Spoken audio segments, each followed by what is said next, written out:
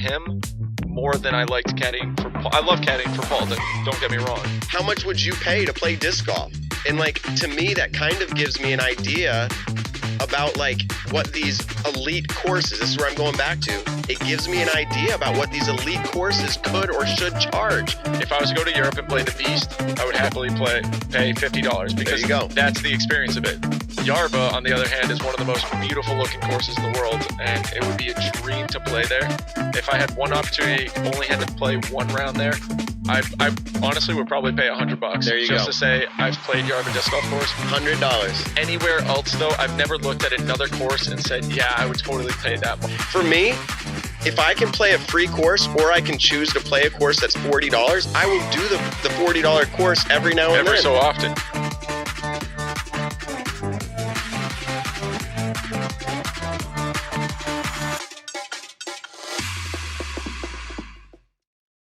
What is going on, Nick and Matt Show guests? Matt, it's week 29. We have an incredible episode coming up tonight. I'm actually really excited for it. We have Luke Johnson from Fulcrum Media. He is one of the co-owners of that, and they have actually for the last 2 years done the live coverage for USDGC. So someone different than Smashbox was doing live coverage in disc golf. And then we also have the very fun guest of Nate Heinold to come on later on to talk about the new 2022 Major that is coming out, and that has a major twist in it when it comes to some stroke play going on, and then seeding to create a match play to determine the fourth major winner of the year. Actually, I think it's like the first or the second one of the year, but whatever it is, some major winner is going to be decided by match play. And how do you feel about that? I have no idea. That news has kind of shaken up the disc golf world just a little bit to where A lot of it. I've seen some really well-known like top players.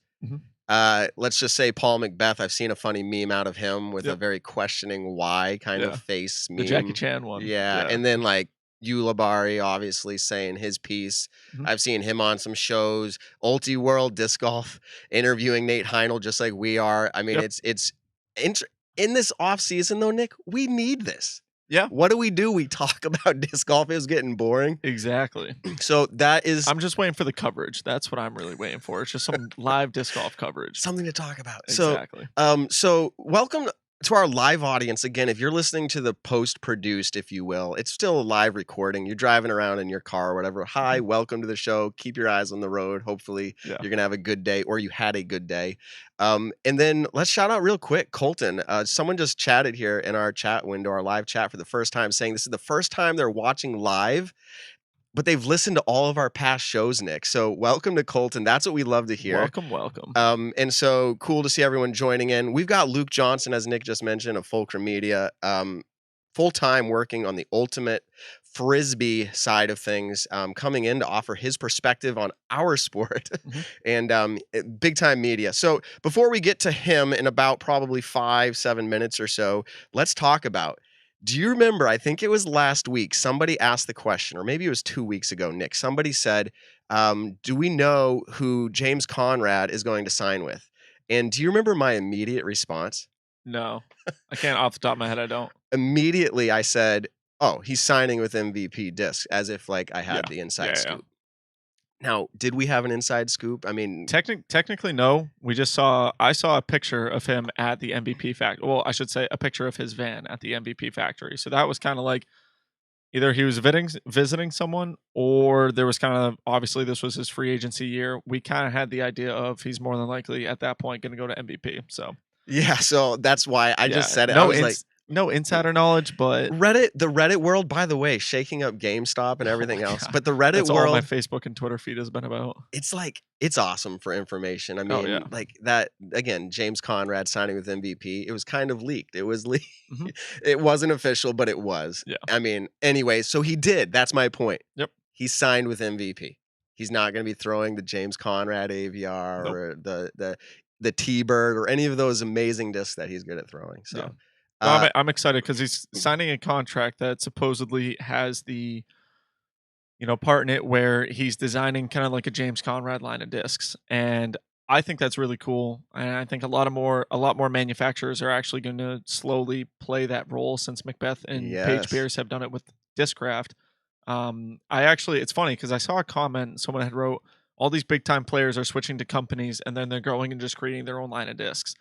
And, what's the point of doing that if you really don't think the product is good enough for you? Like kind of you're going from Innova, who's been a long time company, one of the OGs, and then you're going to MVP, who's kind of made a name for themselves in the last few years, been around a little bit longer than that.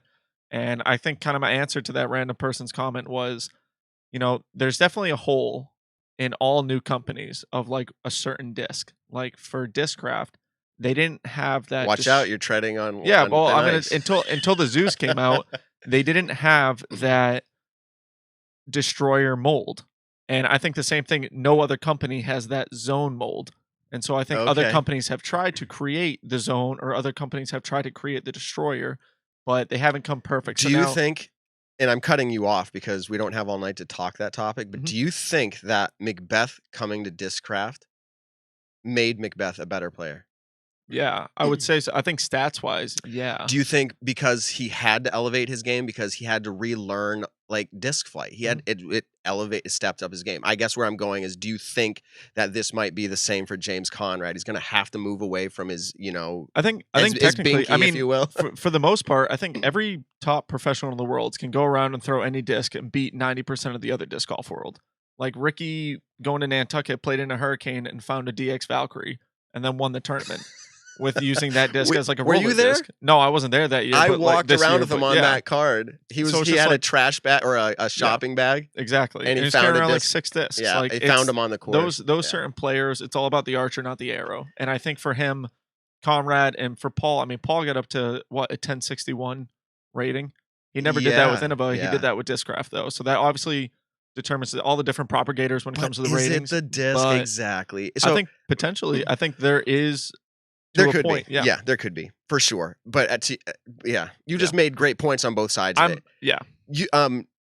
James Conrad, by the way, someone is like, yeah, but they're world champions, Paige Pierce, Paul Macbeth, getting their own line of disc. But like, come on, you have to treat James Conrad as a U.S. champion as something significant to offer. If we're not holding U.S. champions, I'm not saying the world title is obviously that like coveted title, but we've heard even Nate Sexton say it, and maybe it's because he never won Worlds, but we've heard even Nate Sexton say that he thinks he would rather another U.S. title. There's something to be said for that title than over Worlds. Exactly. So I think we give him credit. Thanks, Josh, my brother, Josh Graham, for chatting that. He is a U.S. champion. I think that's worth pointing out. Finally, before we bring in our guest, Luke Johnson, our first guest, again, teasing out that Nate Heinold is coming after to give us everything he knows about the other side, which is the major. San Francisco Open, as we've all known, SFO, has just changed its title because it's moving venues about an hour and a half to I forget the name of the location now, but it is now going to be called the OTB Open. Say that 3 times fast. OTBO. OTBO. And but it is changing. Sean Jack still TDing that. And Sean Jack now, an actual official, I guess you would say, staff member, hired on employee of the Disc Golf Pro Tour. Oh, okay. He's like their marketing guy, kind of like salesman. Like, hey, so one of the new guys just announced that he'll be working for the Pro Tour. Like he's saying, let me come out and explain to somebody or sell them on why they should invest in disc golf and the Disc Golf Pro Tour now. Like, it's the time to do it. So there's that. I don't know if you heard. I think it's kind of neat, especially because we're going to be diving in with Luke here in just a minute. Yuli, I don't know how many people heard about this, but I'm pretty sure he made, I don't want to say exclusive, but maybe. I watched Smashbox. Shout out to you, Terry and Johnny V. I don't know if you're in the chats now or will be later. But Yuli was on there and he talked about this new, I don't want to call it reality TV, but it kind of is. He has, I don't know even the production company. I think he has some local guy working with him, but doing really, really great work. I saw a tease of it. Ultimately, what it is, I think it's called Scratch to Scratch. And check this out if you haven't seen it yet. What Yuli does is he kind of is showing off his coaching abilities. And what he's doing is he's taking a golfer who is new to the sport, whether it's a year or less or whatever. It's very new to the sport. And then he gets them up to quote unquote scratch golf. That's his goal over a 3-video series. And it's like, it plays out kind of reality TV. Like you get to watch it happen and it's all produced. So it'd be fun to watch for sure. Yeah. So that's something that just got announced this week by Yuli. And then Yep. finally, do you want to touch on Simon's announcement and tell us what you know Yeah, about because that? it's a sad subject. It definitely is, and it's one that no one in the disc golf world wanted to hear. Simon is actually delaying the start of his tour. He will not be playing Vegas, Memorial, any of the Texas tour, or anything like that. His elbow is still not obviously anywhere close to how he thinks it should be, and so smart on him.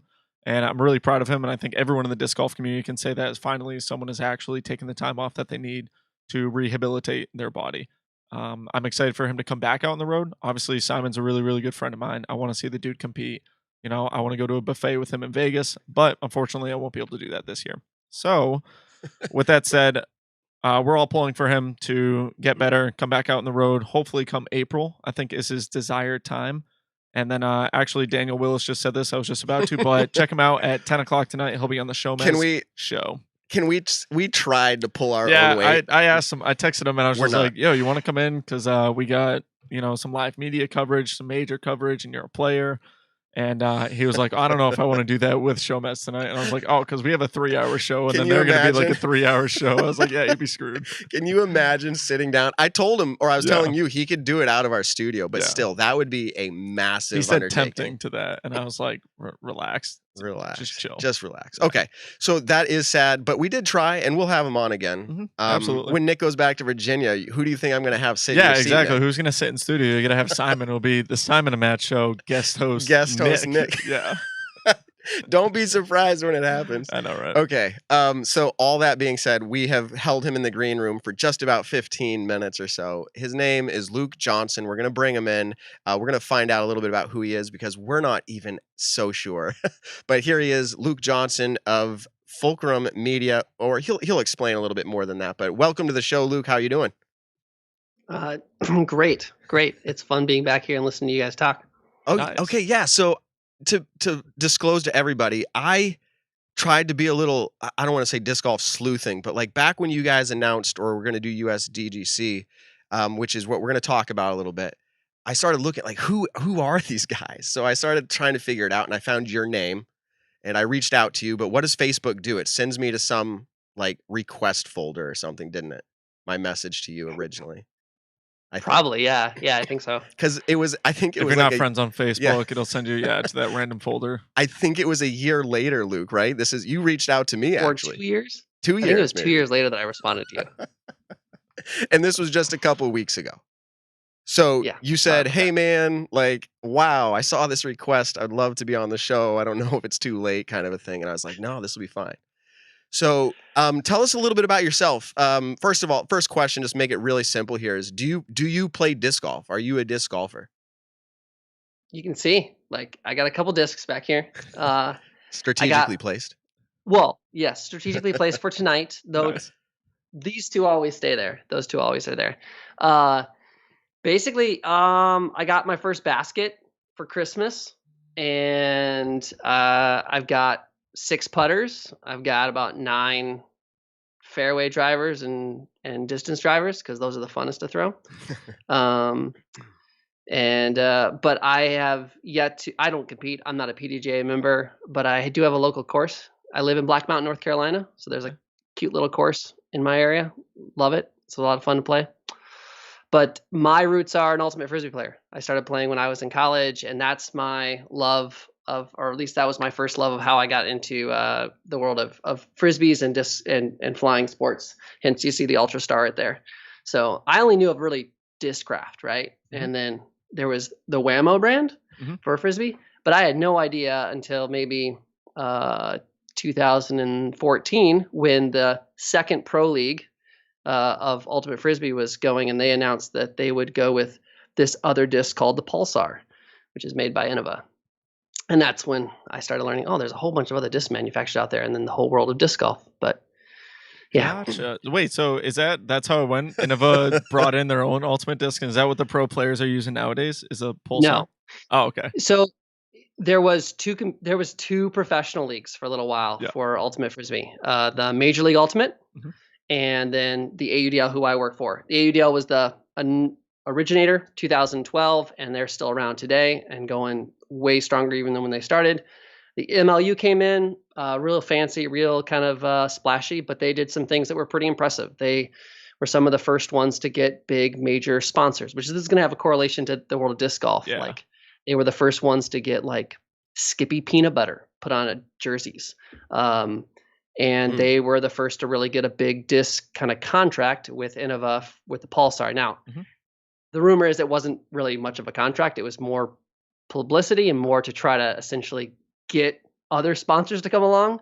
Yep. But yeah, it's, you know, the world of pro sports for Ultimate kind of in MLU was only around for like 2.5 years, 3 years. Gotcha. And then they folded.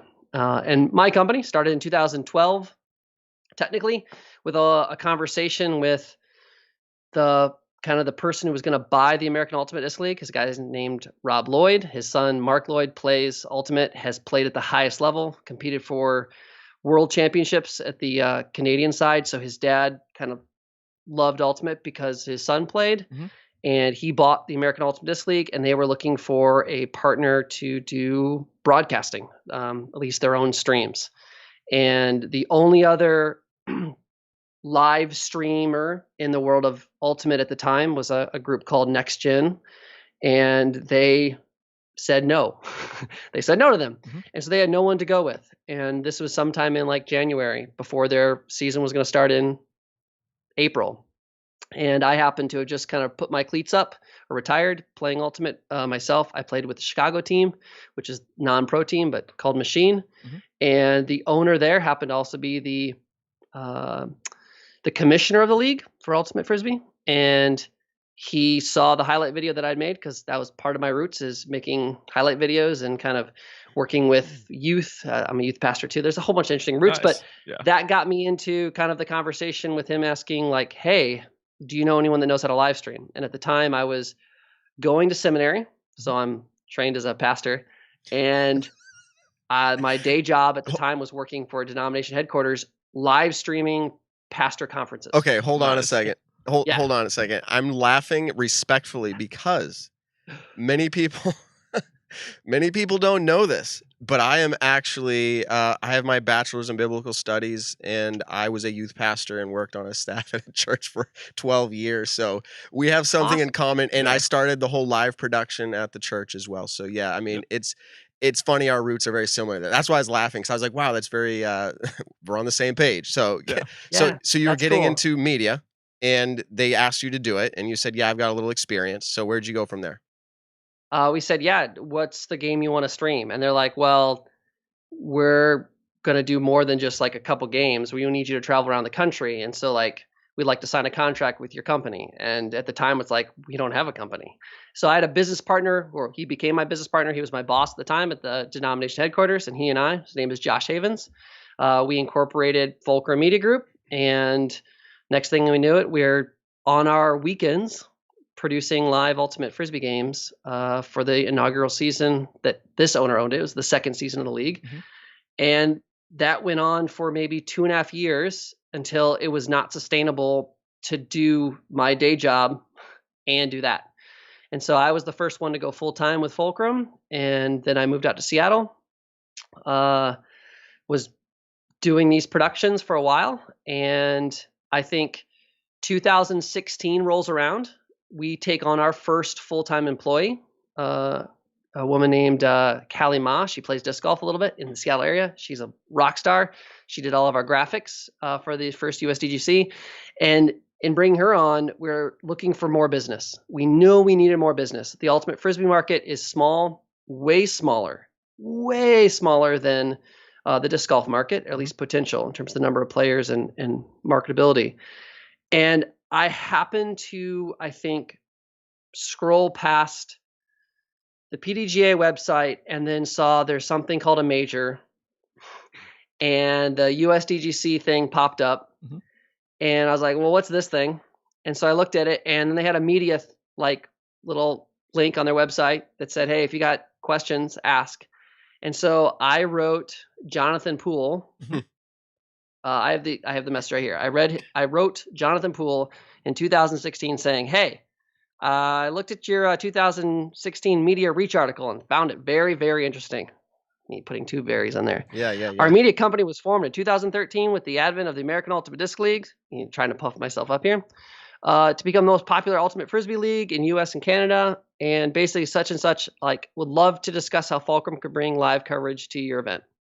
And within 2 days, UC from Spin wrote me back, and then that kind of got the whole conversation going with the world of disc golf. And we were going to do live coverage in 2017 with them, but it ended up not panning out. But they invited me to come out anyways to see what the event would be like, and I was blown away, just in terms of the space and the number of people and what was like. And then that led to almost an entire year's worth of kind of every month there'd be 3 or 4 emails discussing how we were going to do live coverage.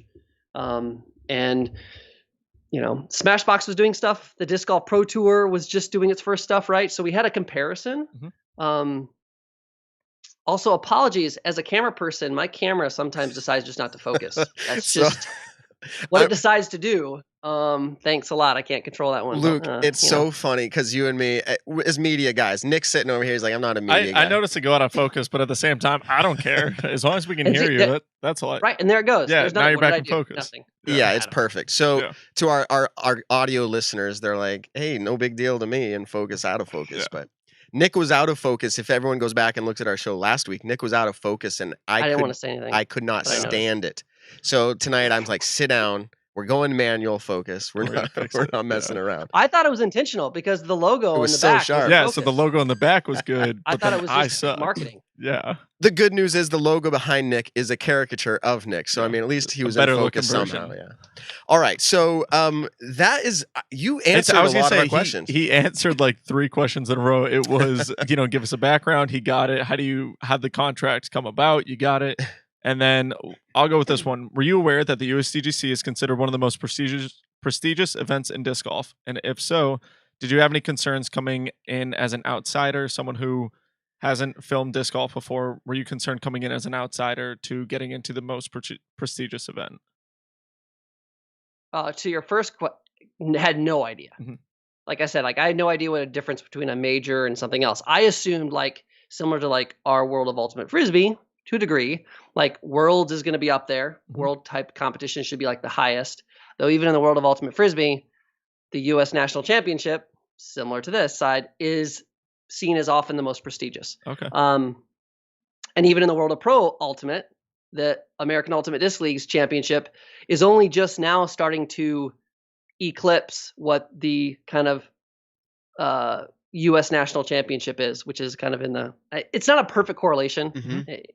But that's similar to your answer. No, I had no idea. And I think once I arrived on site in 2017, I started seeing this. That's when I went back to my business partner. I was like, we're going to have to really step up our game here now.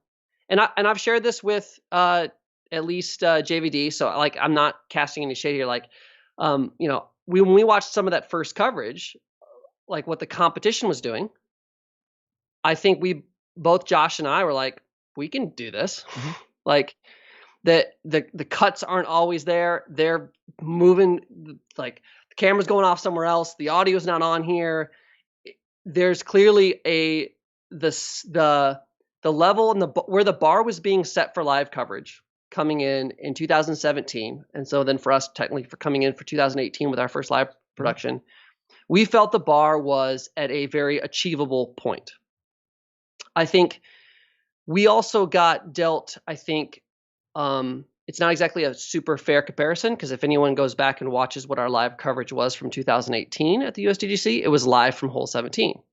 So 90% of our coverage, 80% of our coverage was not remote, meaning it was all wired cameras in, which makes things way easier. Yeah.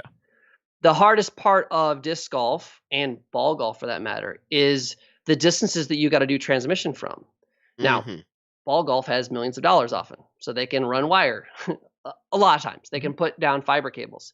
And the few remote cameras they do have, they've got 2 other guys behind with a secondary transmission tower sending it off to another place to beam it, because they've got 8 people doing one camera. Yep.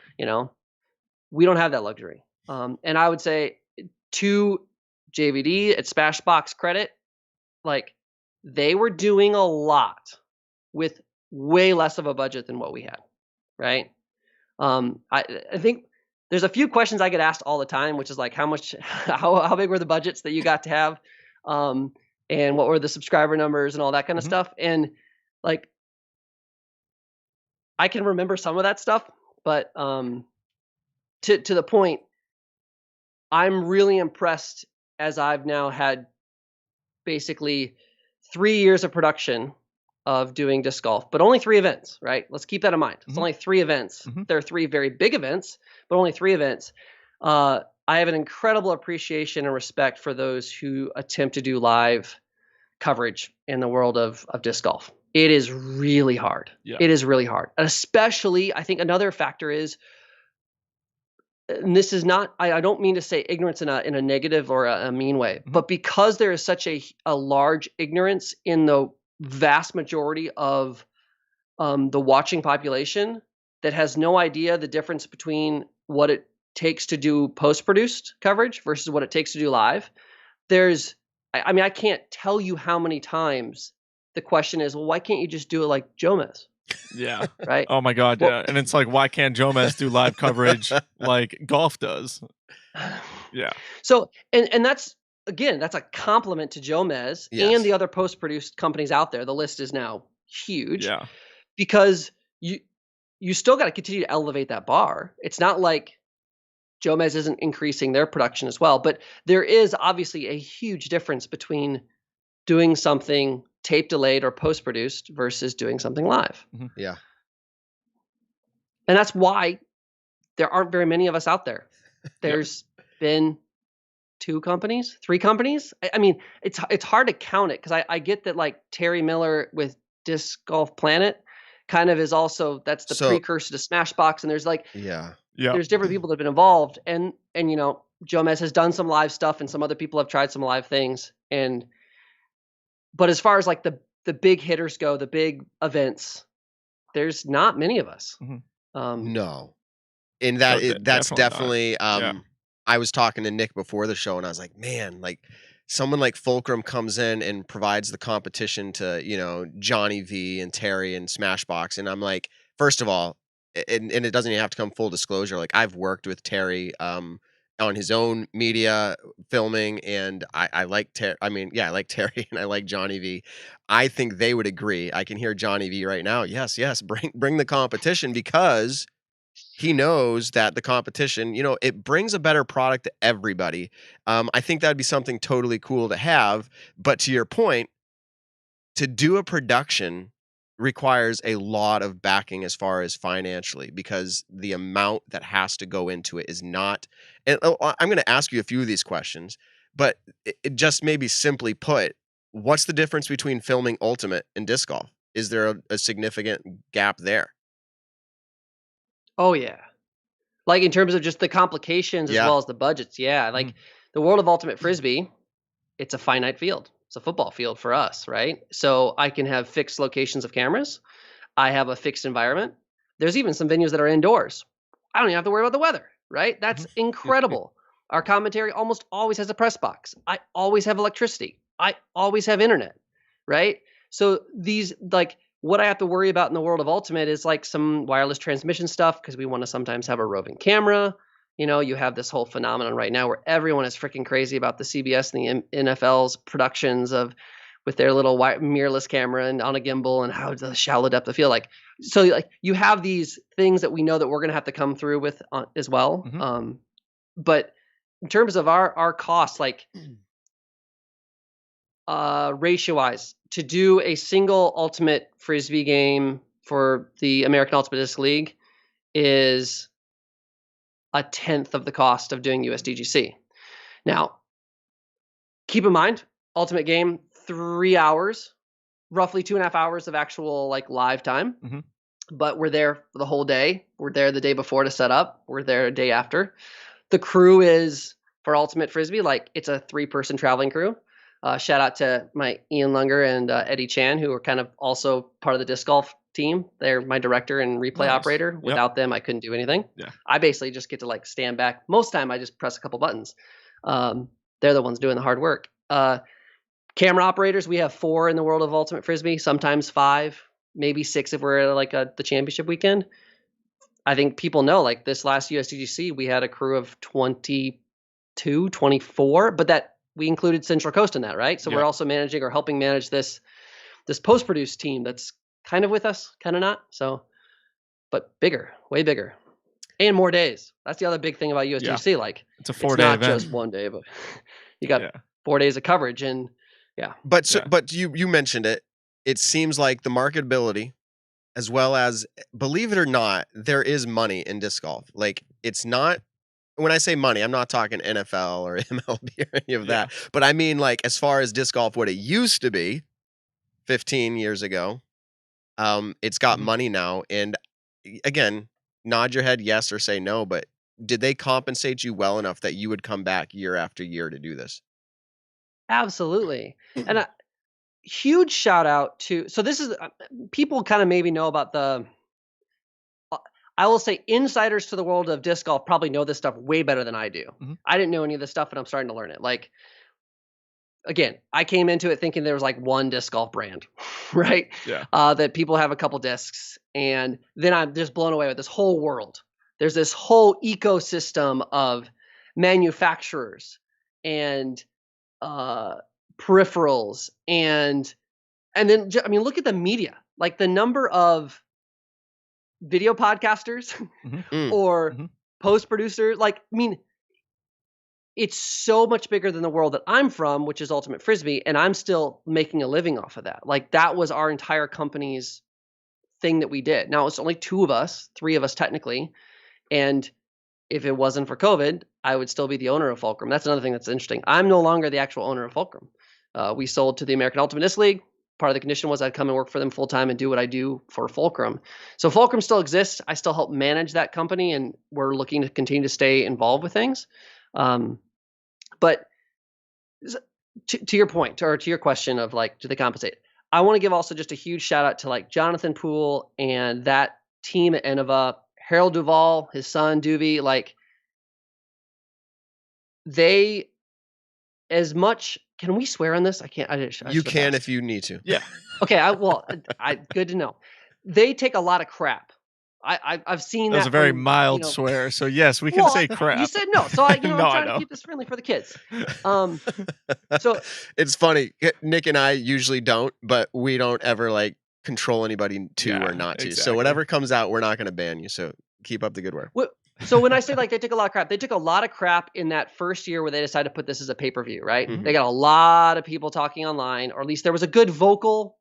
I mean, this exists for all social media in the world that we're living in right now. There's a vocal minority, most often, who was very frustrated, saying you're just trying to do a money grab for this stuff. And knowing some of the behind the scenes and how much they actually lose on some of these events, or at least how much they lost in that first event and how much they were pouring back into other initiatives, be it Throw Pink or some of these other things.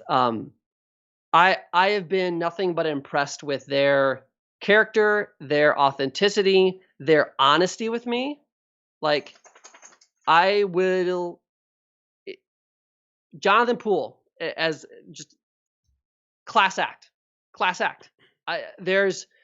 Josh and I, my former business partner, we worked with a ton of clients over the years. Innova and the USDGC, next to the AUDL, and I've told the AUDL this, they were the best client we've ever worked for in terms of paying us a fair rate, being honest with us in terms of what their expectations were, being willing to work with us, answering questions. Like, they just were awesome, and they've continued to be that way.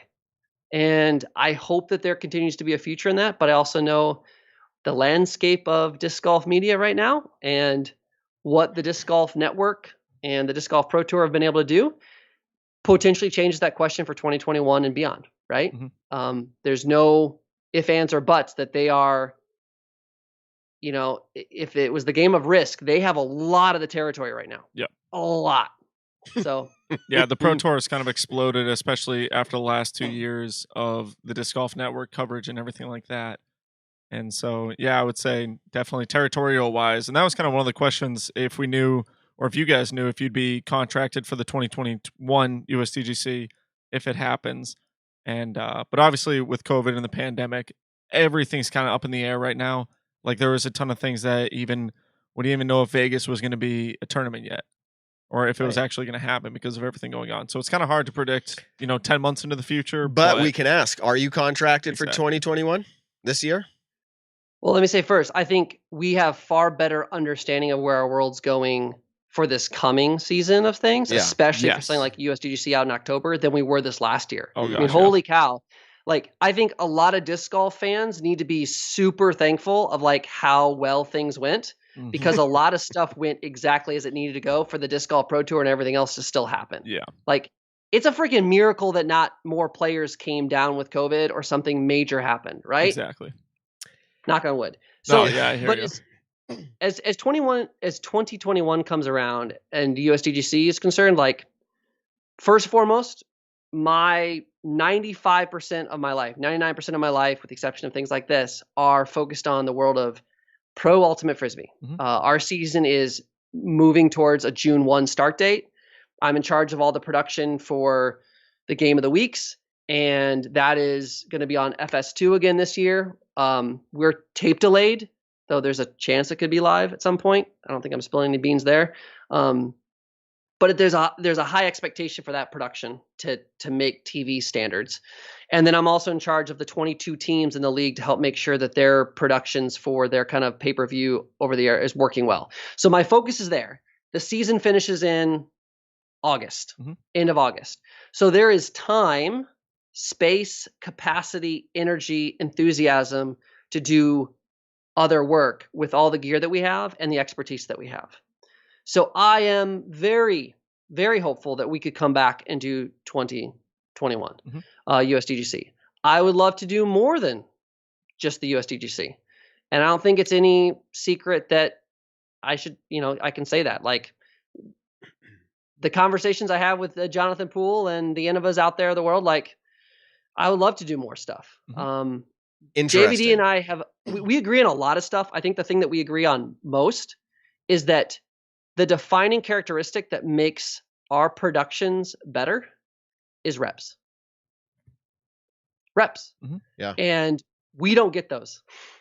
He does. So I've basically used that as my excuse sometimes that we'll make a mistake because we get one chance to make it right.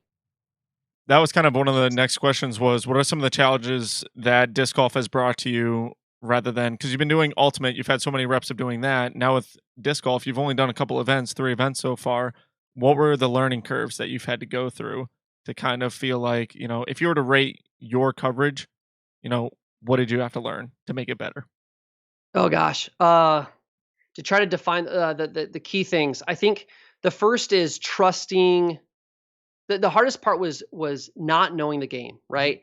I don't know the players. I don't know their histories. So when we think about the world of production, be it post-produced or live, a defining thing that I really try to embody these years more than anything, but it's part of our mantra coming even from Fulcrum, is it's the storytelling. That's what our job is. And so I think the hardest part of coming into the USDGC and the disc golf world is I don't know what the story is.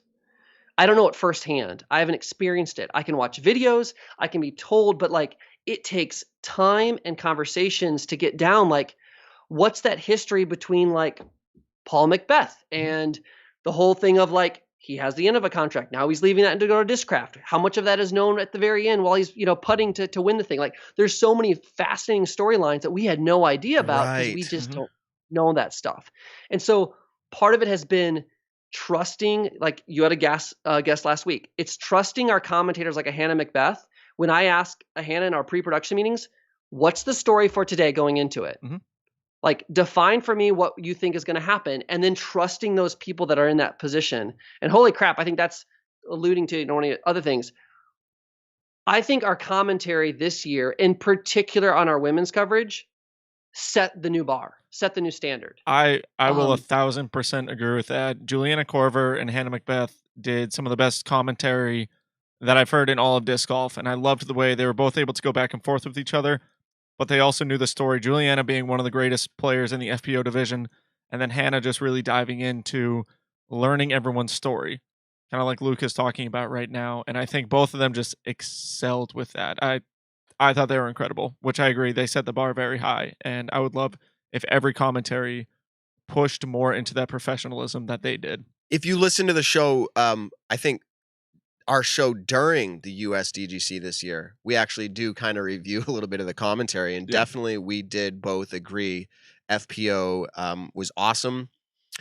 We liked the change-ups that the MPO had and the personalities. I think though the tone that Hannah and Juliana set with the style was just very. I kind of want to say it was golf-esque in nature, but I kind of like that. So I think it was great. Agreed. Yeah, this is it's not a diss on Philo and Ian and then even Nate when he was into those things. I think there's been criticism of that. We could talk about that another thing, but Juliana and Hannah, in addition to what the things you said, they did this thing that is really, really hard as commentators. They gave space. They gave breath, and they allowed the moment to sometimes be the moment. That is really, really hard to do because there's a desire to want to talk all the time. Yes. Yeah, go ahead. I was going to say, I literally said this last week, and I just want to say this really quick. No one is going to have perfect commentary because there's going to be the one guy out in the world or the one girl out in the world who doesn't like the commentary that's going on right now. So it's tough. You can never have perfect commentary. But for me, I like it when what's happening in the moment is happening. Yes, I know that Paige Pierce cannot hear Hannah talking about how she grew up playing in Texas and everything like that. But when when Paige is lining up a putt or a backhand or something like that, they stop talking. And it was as if I am right behind Paige watching the throw, or, I'm somewhere down the fairway watching the disc land. And that to me is good commentary. Now, do you have, in the ultimate side, is there commentary? I mean, obviously, it seems they're probably reporting live on it, but it's like fast action. I was going to say, that's going to be intense. I think that there's a really interesting parallel to like what the Disc Golf Pro Tour and Disc Golf Network is doing and what kind of the AUDL has done. There's some things that the AUDL is ahead of, and then there are things that they're behind on. But one of the things that the AUDL did really quickly in 2013 is they brought on this guy named Evan Lepler, who's kind of he played Ultimate Frisbee, so he knows the game. He's a huge consumer of it, but he also trained professionally in broadcasting. And so he was a trained professional play-by-play analyst. He did baseball. He's done basketball. He's done across the board, and he continues to do those other sports, which also makes his game better. Mm-hmm. And there was actually a moment where he was going to be brought in for the disc golf stuff for us, but we ended up not doing it. COVID ended up making it more challenging. Yeah. But that is by having someone in that field, one, for us in the world of Ultimate Frisbee, very similar to how the Disc Golf Network gets this huge advantage. I walk into each game. If Evan's there, he knows our entire rundown. He knows how we're going to start. He knows what my expectations are 15 minutes out from the game. He knows how to do the pre-tees. He knows how to set up a commercial break. He knows all those things that I don't have to try to teach to someone else. Right. And he also is trained so well that he also can train the color person to know what they're going to be doing and how they need to talk through things. So it's such a valuable thing to have. For us in the USDGC, obviously we kind of had that with Jamie Thomas for a little while. And then that kind of switched and it was changing because some of that was outside of our control. Mm-hmm. And I think that's a continued dance that the world of disc golf is trying to figure out. And, to their credit, they're discovering voices that work and voices that don't work. And a huge piece of it is the chemistry. And that's the intangible. Yeah. I think if it would have been fascinating. I was listening to your podcast the last time, and I don't think you asked Hannah this. I don't listen to the whole thing, but and Hannah, I apologize if I shouldn't say this, but I remember asking Hannah what she thought about the commentary stuff. And I'll just be frank, she was nervous and concerned about the direction that we were going and that we ended up landing on. But I know for a fact that after day one, she was like, that was the right choice. Yeah. That was the right choice. And her chemistry with Juliana was amazing. Yes. But part of it, so to my point here is chemistry matters. You can have the most talented people in the world. I heard you, I think Nick, you were talking about Tony Romo and how much you like listening to him last week. There's something Tony's great, but Tony's great because his chemistry that he has with his fellow counterpart. Right. Yes. So, and they have to have trust with each other. Mm-hmm. So if I can turn this into one of your questions that I know you're either have asked or was going to ask in terms of like, what are the future pieces of media and how to get better? Yes. I think. I swear, Matt sent you the show notes. We might have had a pre-show meeting before you came on, Nick. We did talk a little bit about it. Yeah. I made some notes. I've lost that Google Sheet tab. So I'm just going off. I'm riffing. Go ahead. But media. Audio. It is so easy for all of us so often, like as a tech person, to like nerd out like on our cameras that we maybe have, or like what's that new glass that we can get, or the transmission method. A huge factor is like the audio. And this goes to what you're saying, Nick, about like that moment when they can pause and we can feel like we're with Paige. If we can't hear the sounds of like what her feet are doing on the grass, or if we can't hear like what that is, like the hands rubbing or whatever it may be, you're disconnected. Yes. If you're that extra step behind. And I think an element that is going to continue to help elevate all of our productions, be it Smashbox with DGN or us hopefully with USDGC, is how do we continue to bring the viewer closer and closer to the action with what they're hearing? And I'll then pair this with how close we can then get to seeing, right? I think a lot of times do you notice we've got the birds coming in? We're hearing. Oh yeah, the what does that mean? We're hearing the sounds of nature. Oh, okay. I wasn't sure if that was like if that's something special that's supposed to happen. I figured Matt was doing something. Just bringing us there. there. That's good. I mean, it's funny, but like Terry Roddy. How many of you know Terry Roddy? Yes, I know Terry. I've met him once in person, but besides that, I follow everything he does with the golf stuff, and I'm just, it's candy when he posts those pictures of all the cameras and equipment and everything that they get to do for the golf tournaments. Amazing. So a quick thing, Terry Roddy's been in the world of disc golf for a long time. He also was an ultimate player, which is really cool. He has this connection. Gotcha. But he is in the world of pro golf, does production stuff there. And he has been with us year after year after year. And I have said this, and I hope he can hear this. But like after the first year going into it, I was like, who the F is this guy? I don't know. I don't want this old guy sitting around. I have no idea what he's doing. And after day one, I was like, oh my gosh, I don't know if I could live without this guy.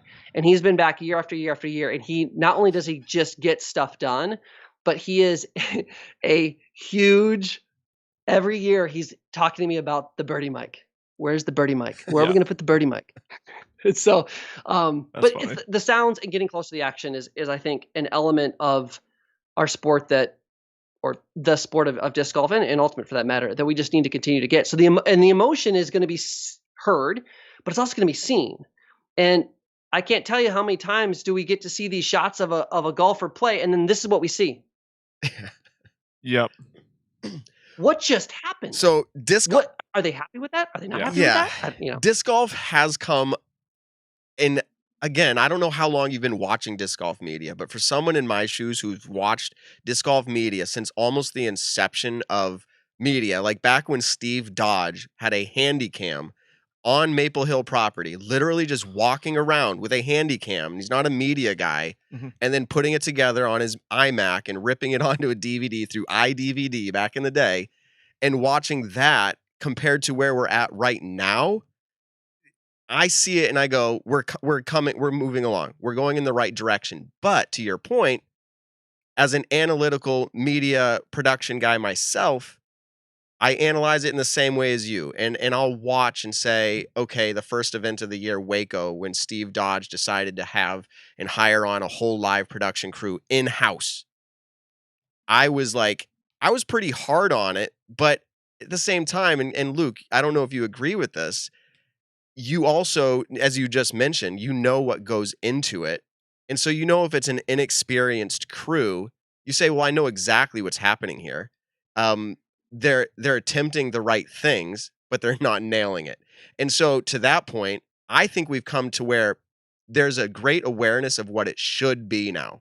I really think that the disc golf world is aware of what it should be and what live coverage should look like. Again, someone walking around with a cell phone and Facebook Live. We used to soak that stuff in. Yeah, I remember watching European events, and Avery Jenkins would be Facebook Live, exactly. and you're just like, I'm watching a major with Facebook Live right now. Like, this is insane. Exactly. And so, I mean, like, we understand now, I'd say, on the disc golf side, that we know, like, that's not what it should be. And now we know what it should be. We want to see those reaction cameras because that has come a long way. Smashbox is doing a lot of that now. They're hiring more. This year should be bigger than ever. They're hiring more camera operators. They're going to have more cameras out there on the course. And you understand doing USDGC. You mentioned, 18 people or whatever it was. I mean, you have multiple things going on. I think this is not really a hot take. I think we're really close. I would say within the next 5 years, it's going to be amazing media, like amazing in the next 5 years. I'm going to nuance one of the things you said. Go for it. And maybe this is just also my personality, because I really have a distaste for the word should. I think we know what it could be. Yes. And and again, this is not a criticism of you, but the challenges to get from where we are right now to where we want to be is time, money, and I think the passion / like there got to be the audience for it, and huge props to the Disc Golf Network and the Disc Golf Pro Tour for taking pay-per-view and making it at least seem sustainable, or at least, as we know, they are continuing to upgrade and change and move in a right direction. I think, I've had conversations with JVD about this, like that first year that we did USDGC and we did pay-per-view. Like, I think the first time I met him, the first thing he said was like, "Thank you for doing that." And well, one, I'm not in charge of that. Yep. I didn't get to make that choice. Yep. And I would have actually probably said that's a bad choice. Like, why are we putting this, as a producer and someone who's making content, I don't want to limit the audience, but I get the monetary side of how to make this be sustainable, because it costs money to do these things. Oh God. Yeah. And that, I think, has what they've been able to do, and what the disc golf community has responded with, has said, we are willing to pay for this. We're willing to trust you with our dollars, and you're giving us great coverage. I have no idea how long we get to be on here, but I want to make sure I say a couple other things. Go for it. We've probably got somewhere in the range of 10 minutes, so okay, keep going. Saying another thing I want to give them huge props to, and it's something that I definitely care about. I wore the shirt tonight partly for that reason.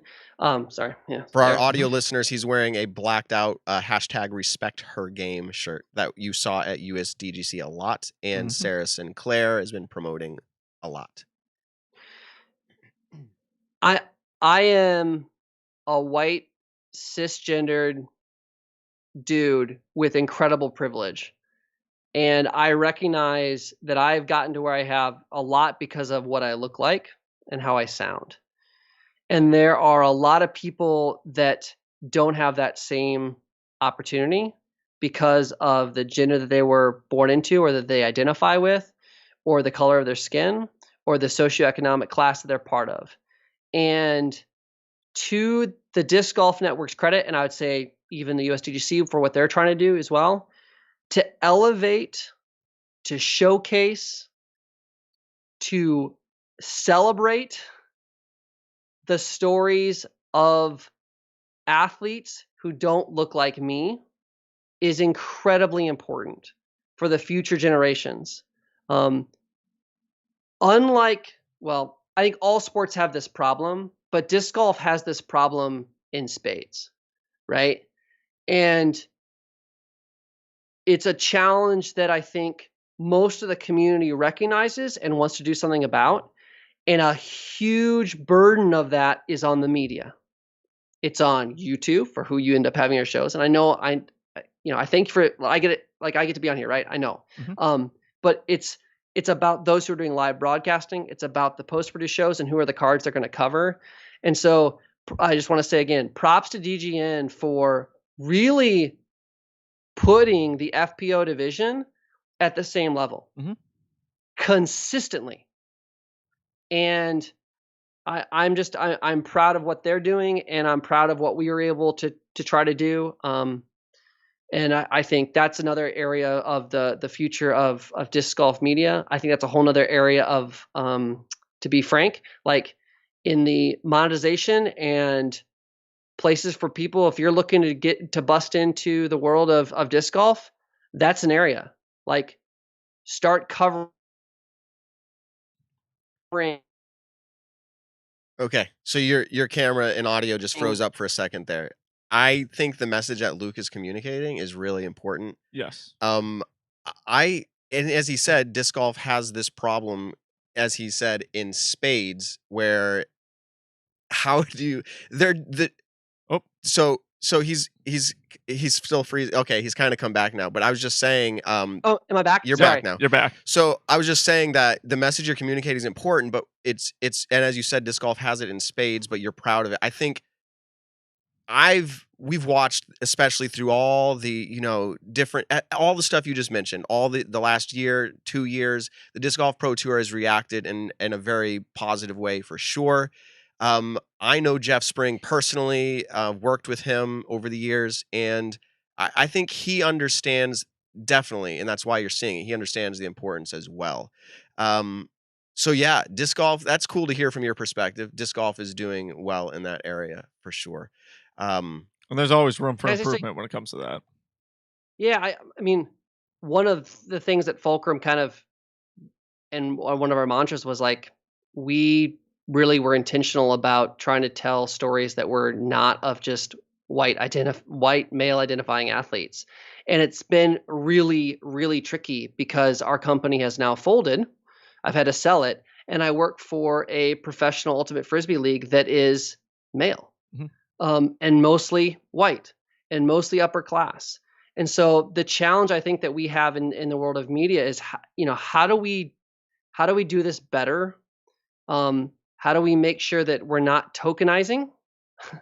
And how do we make sure that we are allowing these stories to be told and not trying to tell their story for them?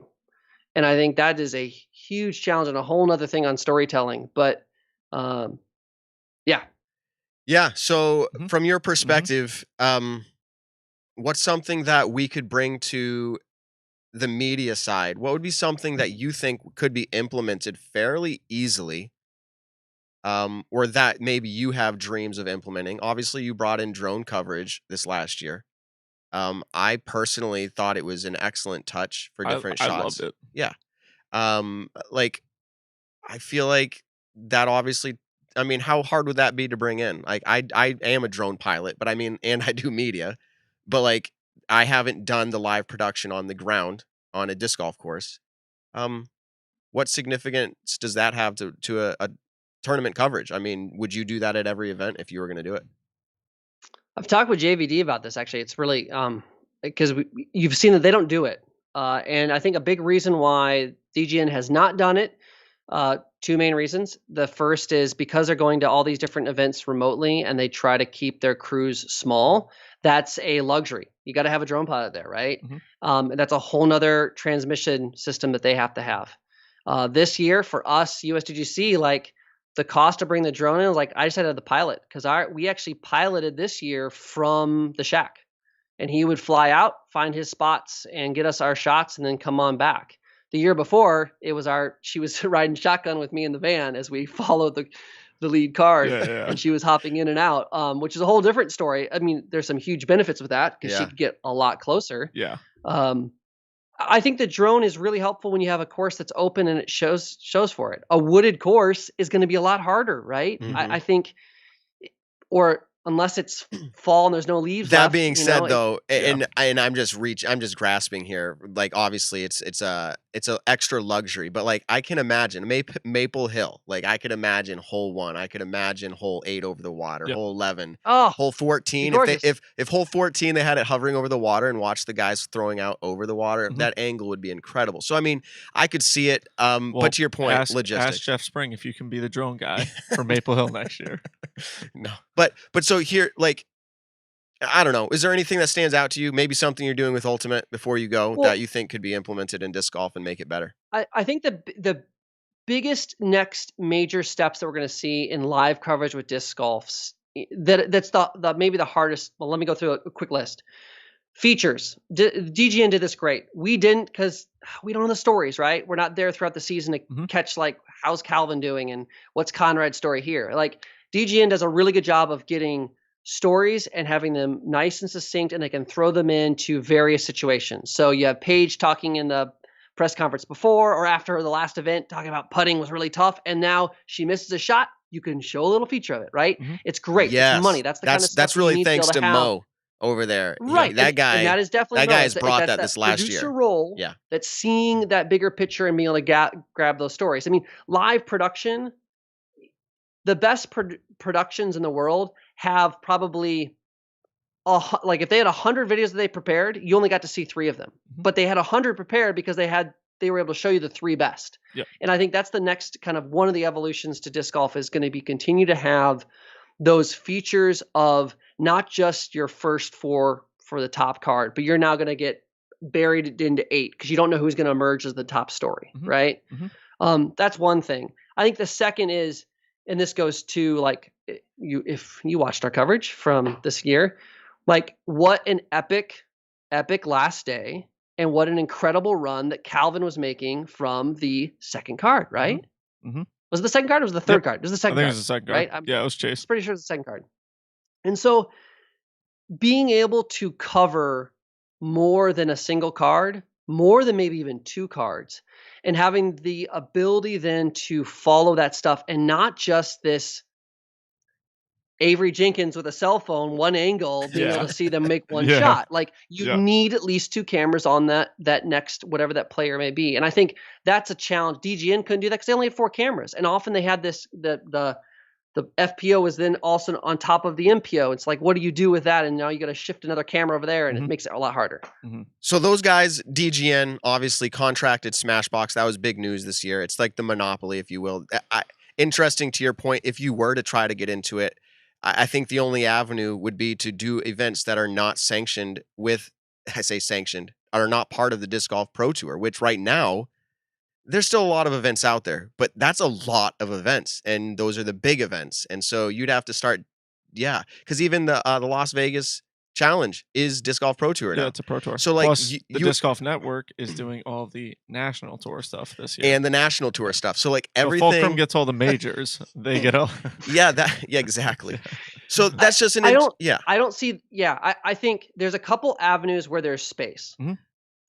One is they grow big enough and they have enough coverage and demand from their users that rather than purchasing and having additional equipment that they have to buy or rent or themselves, they subcontract with us and we're helping cover that second card or that third card, right? Right. And so we start to have more collaborative approaches to it. And this, I mean, I said this in a podcast a while back with like Charlie, that, you know, I have no desire, even if I was owning Fulcrum right now, there's no way that I have the capital to compete with what they're doing. I mean, this is the amount of money that they're spending on studio space and employees.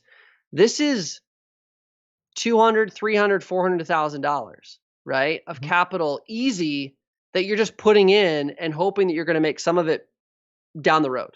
Now, when you're the only game in town, you start to control those other things. And so some of the questions I'd ask you guys, that I'd be really curious about, is at what point do players, are they able to demand a larger cut or want more of a cut? Ooh, I think we've. How about the tournament directors themselves? If they got any cut. Yeah, so that goes to tournament directors. That's a whole topic. And then that goes to players. That's a topic. That is a great topic. And you might know the name, Brody Smith. We had Brody come on, and it was kind of unexpected, but he ranted on that for a while, and we talked about it. I listened to that one. That was a good one. Yeah. So I think that is all very important part of the conversation. There's no way around it. I think that TDs should be paid, like hired and paid. And we're starting to see that actually, which is pretty exciting. Nate Heinold getting hired on as a professional TD to take like the Disc Golf Great Lakes Open even this year. So like you're starting to see this develop. I think players are going to start to get cuts of this income at some level. But what's interesting is I don't know, the players want as much exposure as possible. but I don't think they care as long as the exposure level's the same. I don't think they're like, oh, you know what, I But- want Smashbox to do it, or I want Fulcrum, or I want Jomez. Yeah. Like they just want as much exposure. The exposure doesn't give them a set amount of money though. And I think, say you're, a camera crew and you are paid to do this event, or, like other sports, they pay to film the event. But if you're playing for that card, that film crew, a lot of people have been saying they want to see the players get paid now from that film crew, which I agree with. I think eventually that's going to happen. I'm curious as to, honestly, who brings up that conversation to the different film crews. Like, does the player do it? Does the PDGA do it? Who brings up that conversation? But yeah, some players who, are having a breakout tournament, they might get some exposure. But at the same time, that player might not have, a Tour Series disc, that because of that exposure, people can go buy that disc. There are players out there who don't have a Tour Series disc right now, like, let's say Kyle Klein, played great at MVP last year. And I don't think he had a Tour Series disc. I don't even know if he still does. He might have had a fundraiser disc that people potentially could have bought. But right now, he got some exposure, from being on Jomez and from being on Live. But that didn't give him any money. How does golf do it? I don't know. Brody be yelling at us. Are you out there, Brody? we're obviously we're in the infancy of this, and I think it's everyone's got to be able to eat. Mm-hmm. Yeah, who's involved with it, right? Mm-hmm. And I think the challenge is when people don't necessarily know how much person A or person X or company A is being able to make from those things. Yes. And there's the assumption very often. Okay. So he's freezing freezing up one more time here right before he's ready to go. Okay, so wait, no, you're back. We cover for you. We just fill in. Don't worry about it. I figure you're covering for me. This is like one of those transmission yeah, issues. We had a player profile going on that whole time. You're good. Gosh, back to what you were saying. I was just saying, there's often the assumption being made that like the DGNs or the Fulcrums are making a ton of money off these things, or even Jomez for that matter. And I think, I could be wrong. I didn't get rich doing this stuff. I think we were paid, a decent rate for what we were doing for work, and the athletes need to be paid for that kind of stuff too. The community needs to continue to realize of like someone has to pay for these things. Yep.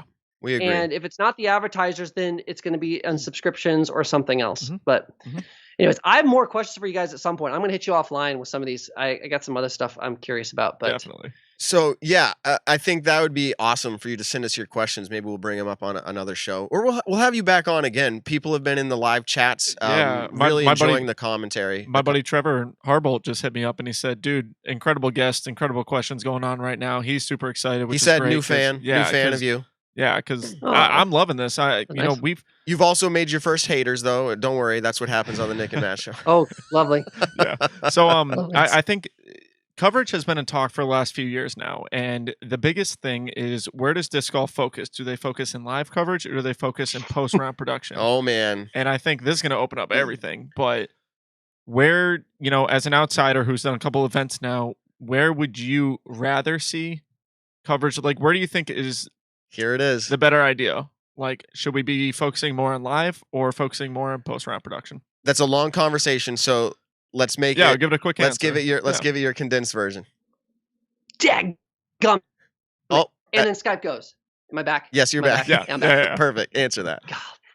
Goodness. Okay. You asked that a couple different ways, which is like a little unfair. So I'll answer this succinctly as I can. As someone who does live production, mostly for his living, and enjoys sports, there's no other way to consume sports. There's no better way than live. But there are reasons why a post-produced coverage of this particular sport of disc golf can sometimes trump live. Yes. Be it you're an international audience and that is like 3 a.m, right? Or the coverage is 4 hours long and you are working 2 jobs. You don't have the time for it. So I think there continues to need, like, the next evolution is figuring out the collaborative way to use both. DGN tried a method this last year, right? We saw some of the pros and cons with that. We tried a method with Central Coast. We saw a lot of cons with that. Maybe a couple pros, but mostly cons, at least in my opinion. I think how to make that stuff work together is really important. It is crazy to me that we continue to have 6 cameras on a card, but we only get to see sometimes 3 of those angles. We need to be able to work better together. I get, and I know there is differences in how we shoot things from post-produced to live. But there are ways that you can make compromise that can make those things better. But fundamentally, live right now, see if I can see my picture. Live is here. Post-produced is here right now in terms of its coverage quality and where our bar is. Live has to continue to increase. Now, it's made some huge steps to DGN. I hope that we've come in and helped push that. I think we have. Go back and listen. Go back and listen to our review of what it was looking like. We had a show the first night, I think, after USDGC this last year, and we were talking about what it was, and I think I gave day one like I remember it was like a 5.5 or something. Day one, so bad. And then this year was so tough because we had no practice round. There was no practicing. I know, and I was I had a positive outlook for you guys, but then I think it was round 2. I think I was saying like 6.5, or maybe I was getting up there. And then I felt it was totally watchable, but there were some weird things. But to your point, live coverage is the way to go. But we're going to do a contest, Nick. Let me just get this out there. Comment whether you're live right now or post. We're going to see the comment. Well, actually, I think, we'll see either or. We'll pick somebody. Comment, do you prefer watching live sports? I'm not talking disc golf or post-produced sports. That's my question. It's not related to our current disc golf, because people are going to say, well, if it's disc golf, I'm going to say this.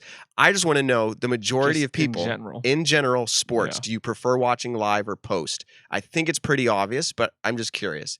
See, I love live sports. I love watching live sports with friends. I love going to a venue, and actually, I love watching the Celtics play. If I have a chance to watch them play, I will sit down on the couch and do nothing else but watch the Celtics.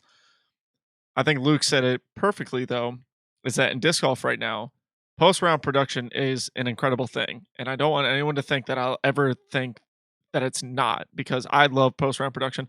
I was doing putting practice today, and I was watching 2019 GMC and 2019 European Open.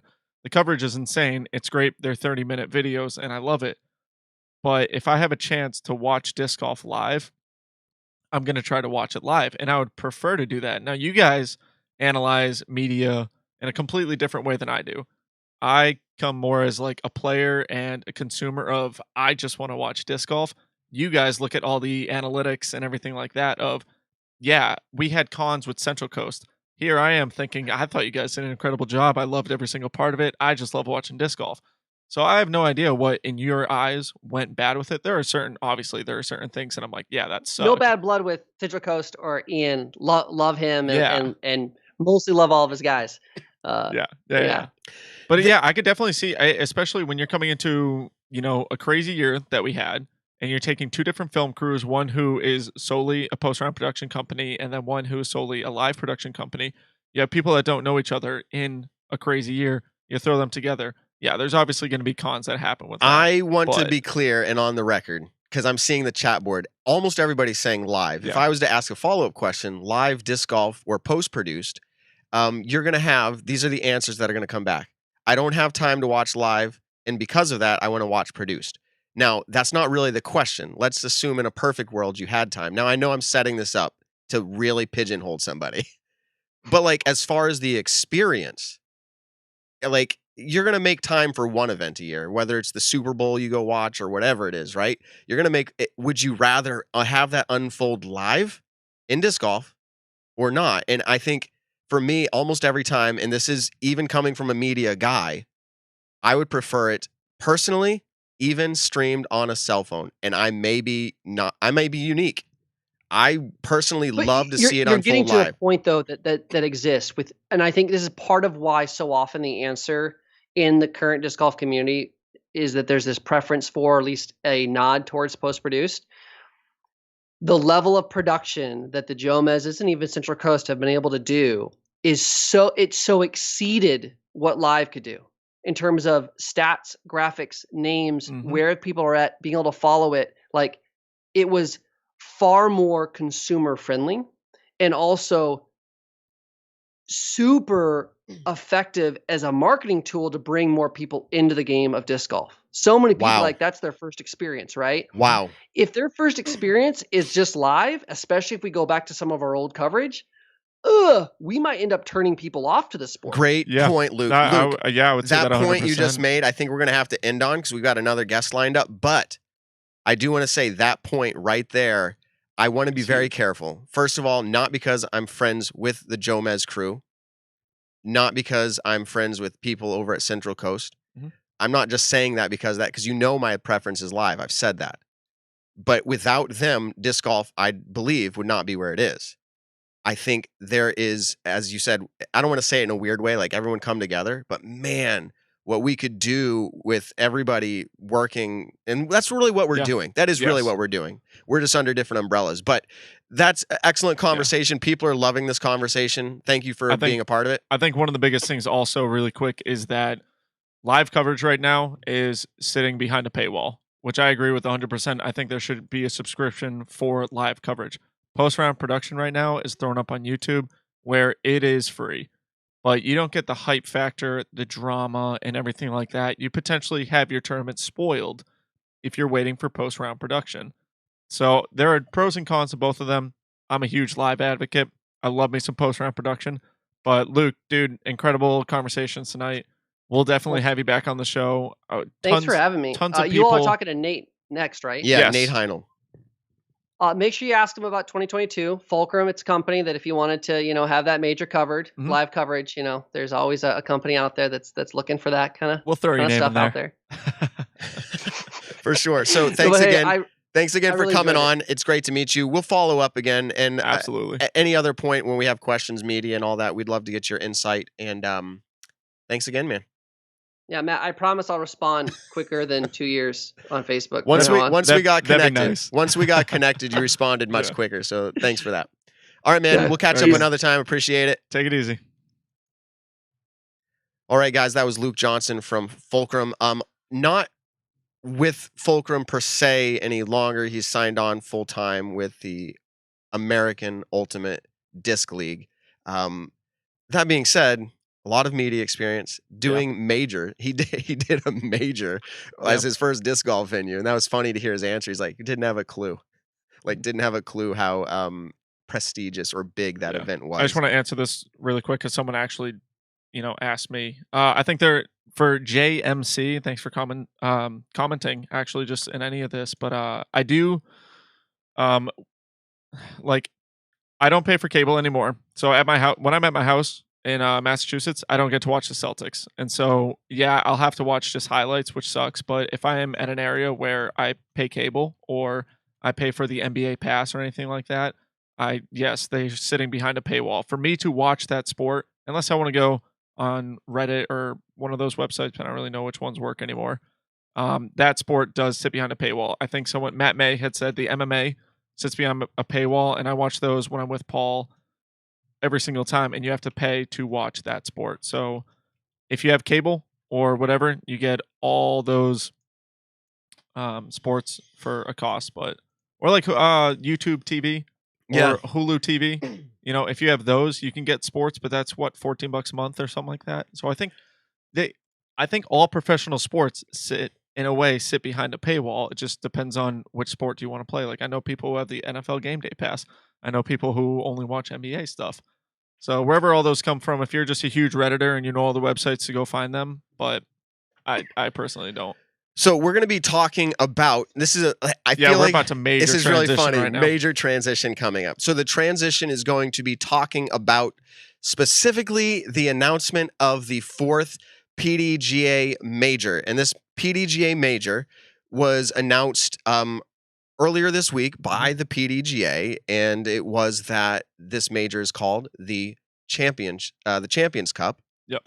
And it is going to be held in April. And I think you and I already alluded to, hey, a 4th major happens. When would it be? And we were discussing this a few shows ago, or I don't know how long ago. And we didn't really say where, though, but at IDGC down in Georgia. at WR Jackson, which to me is in my top 3 favorite courses that I've ever played. I'm obsessed with it. I think it's incredible. So just to bring everybody up to speed, the announcement was made. When I read it, I thought, ooh, this is interesting. That was my initial response. Interesting, cool, exciting. How is it going to actually work? Just my initial reaction.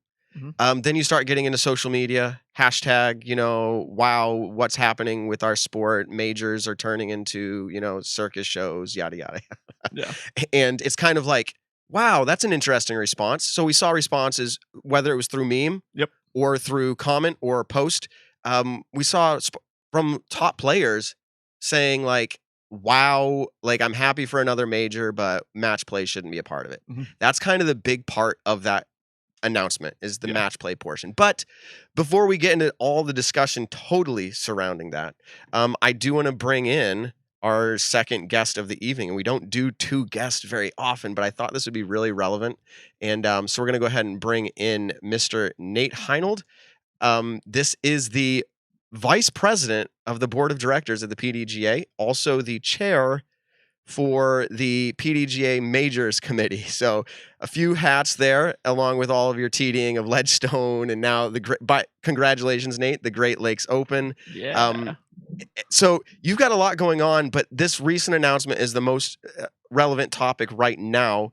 Can I ask, how long has it been in the works for you? Like, you've always thought this to yourself, or like, when did a 4th major idea come to your mind?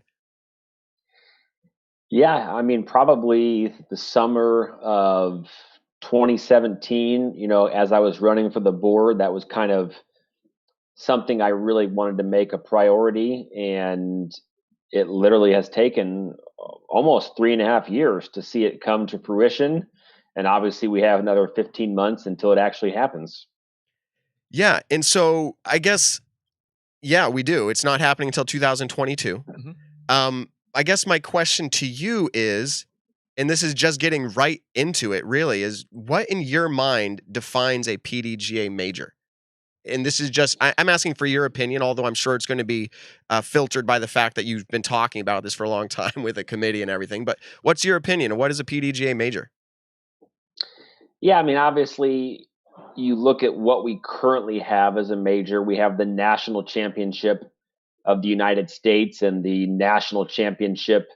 Sorry, I should not say national championship of Europe because I'll get in trouble. But we have a major that is defined as the continent of Europe, even though it's in one country. And so obviously the most prominent countries for disc golf are kind of that Europe region of Finland, and then we have the United States. And so our two those 2 national championships are a major, and then we have the World Championship. And so in the past we've had the Australian Open as that national championship and the Japan Open.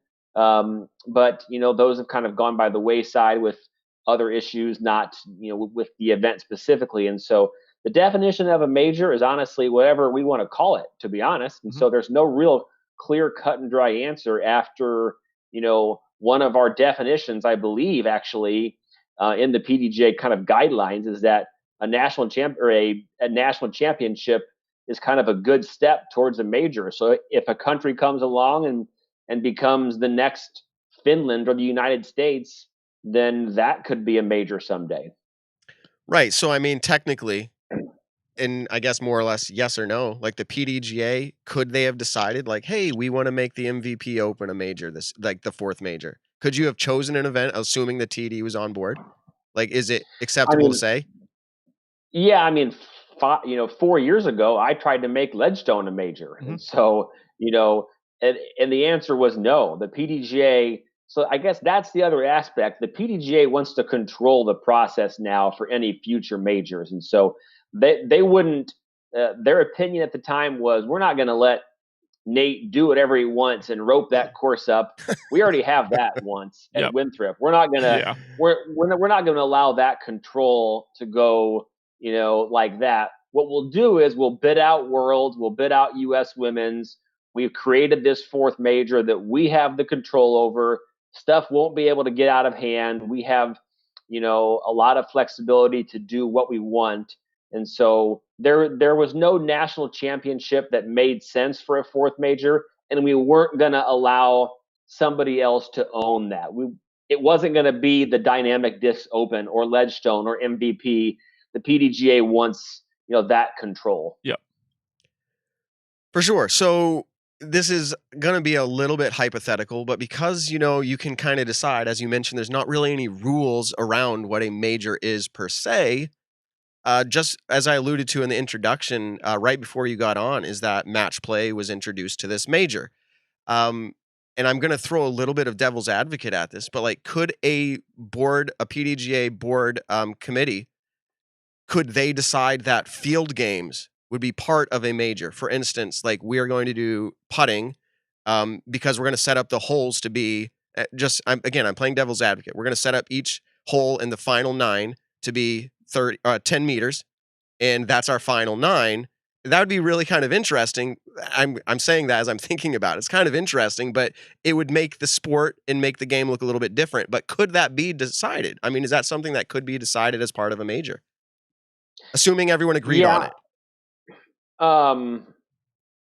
I think I understand your question, but we actually, at the major summit a year ago, which feels like 10 years ago because of COVID time, we had a major summit in January, almost a year ago to the week, and we kind of decided that the side games at World, so the long drive contest, the World Putting Championship, those kind of contests, we, A, did not want to call that person who won that a world champion, and B, we did not want to make that event a major or world doubles a major or mixed doubles. And so I would say the answer to your question would be no. We would not do something like that, I guess. Yeah, and to that point, I'm saying actually make it be a part of, like, if you were going to do a final 9, like make it the holes super short, just so you can see somebody's short putting game. And again, I'm playing devil's advocate here because people are kind of putting match play in that same I think that same vein of like, wait, I got you. Why are we're adding in a match play, which seems kind of like an exhibition type event. I think a majority of the disc golfers out in the world right now, when it comes to casual players and even professional players, I think they're all kind of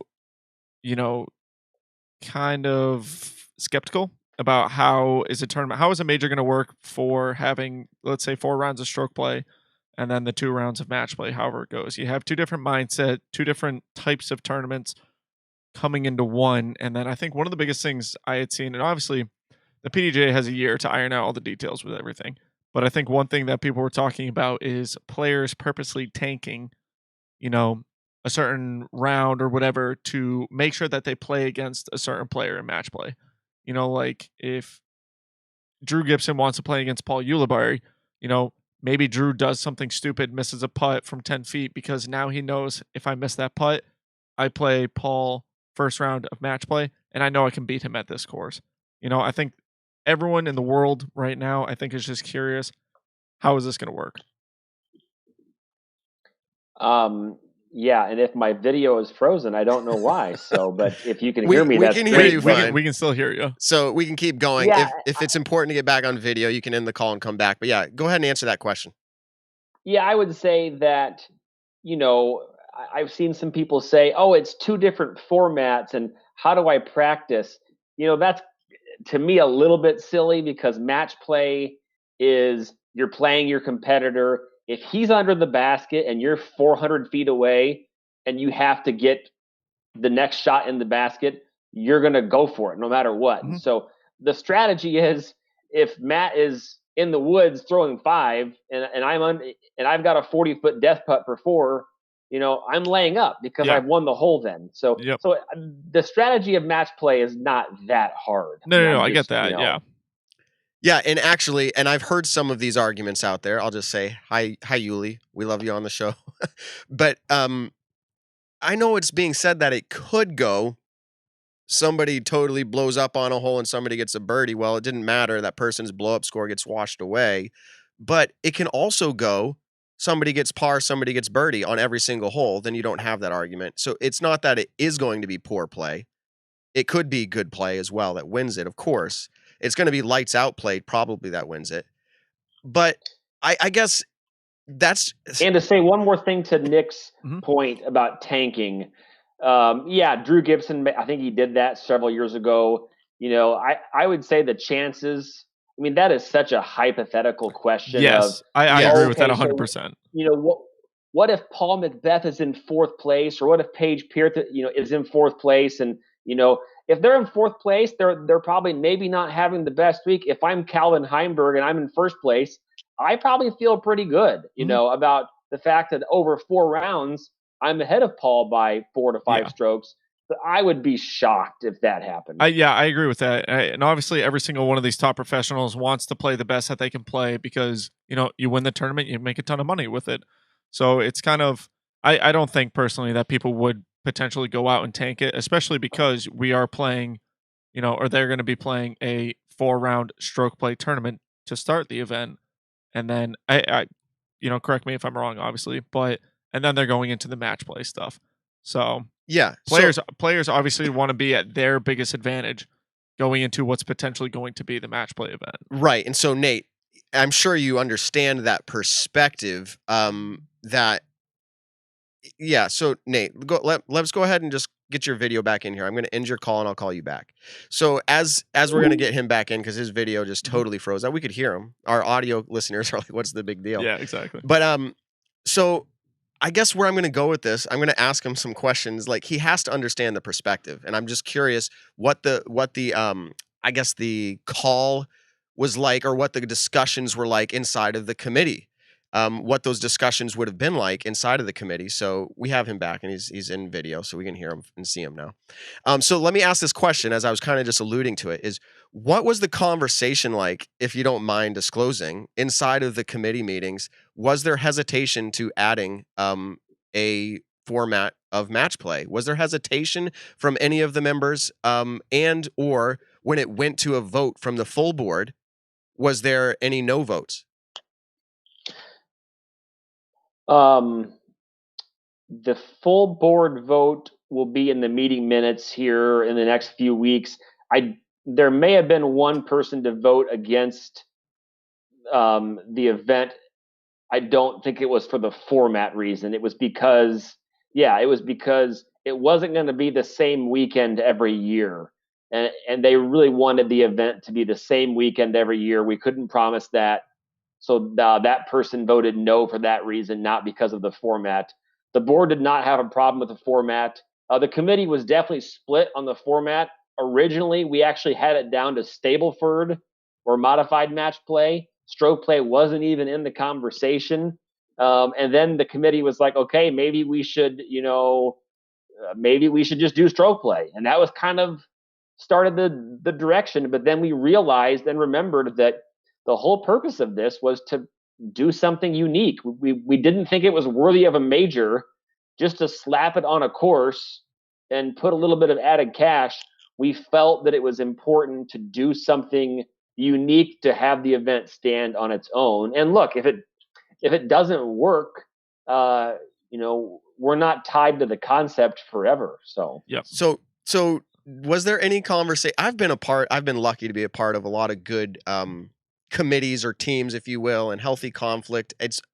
I think it's a great part of coming to a great product.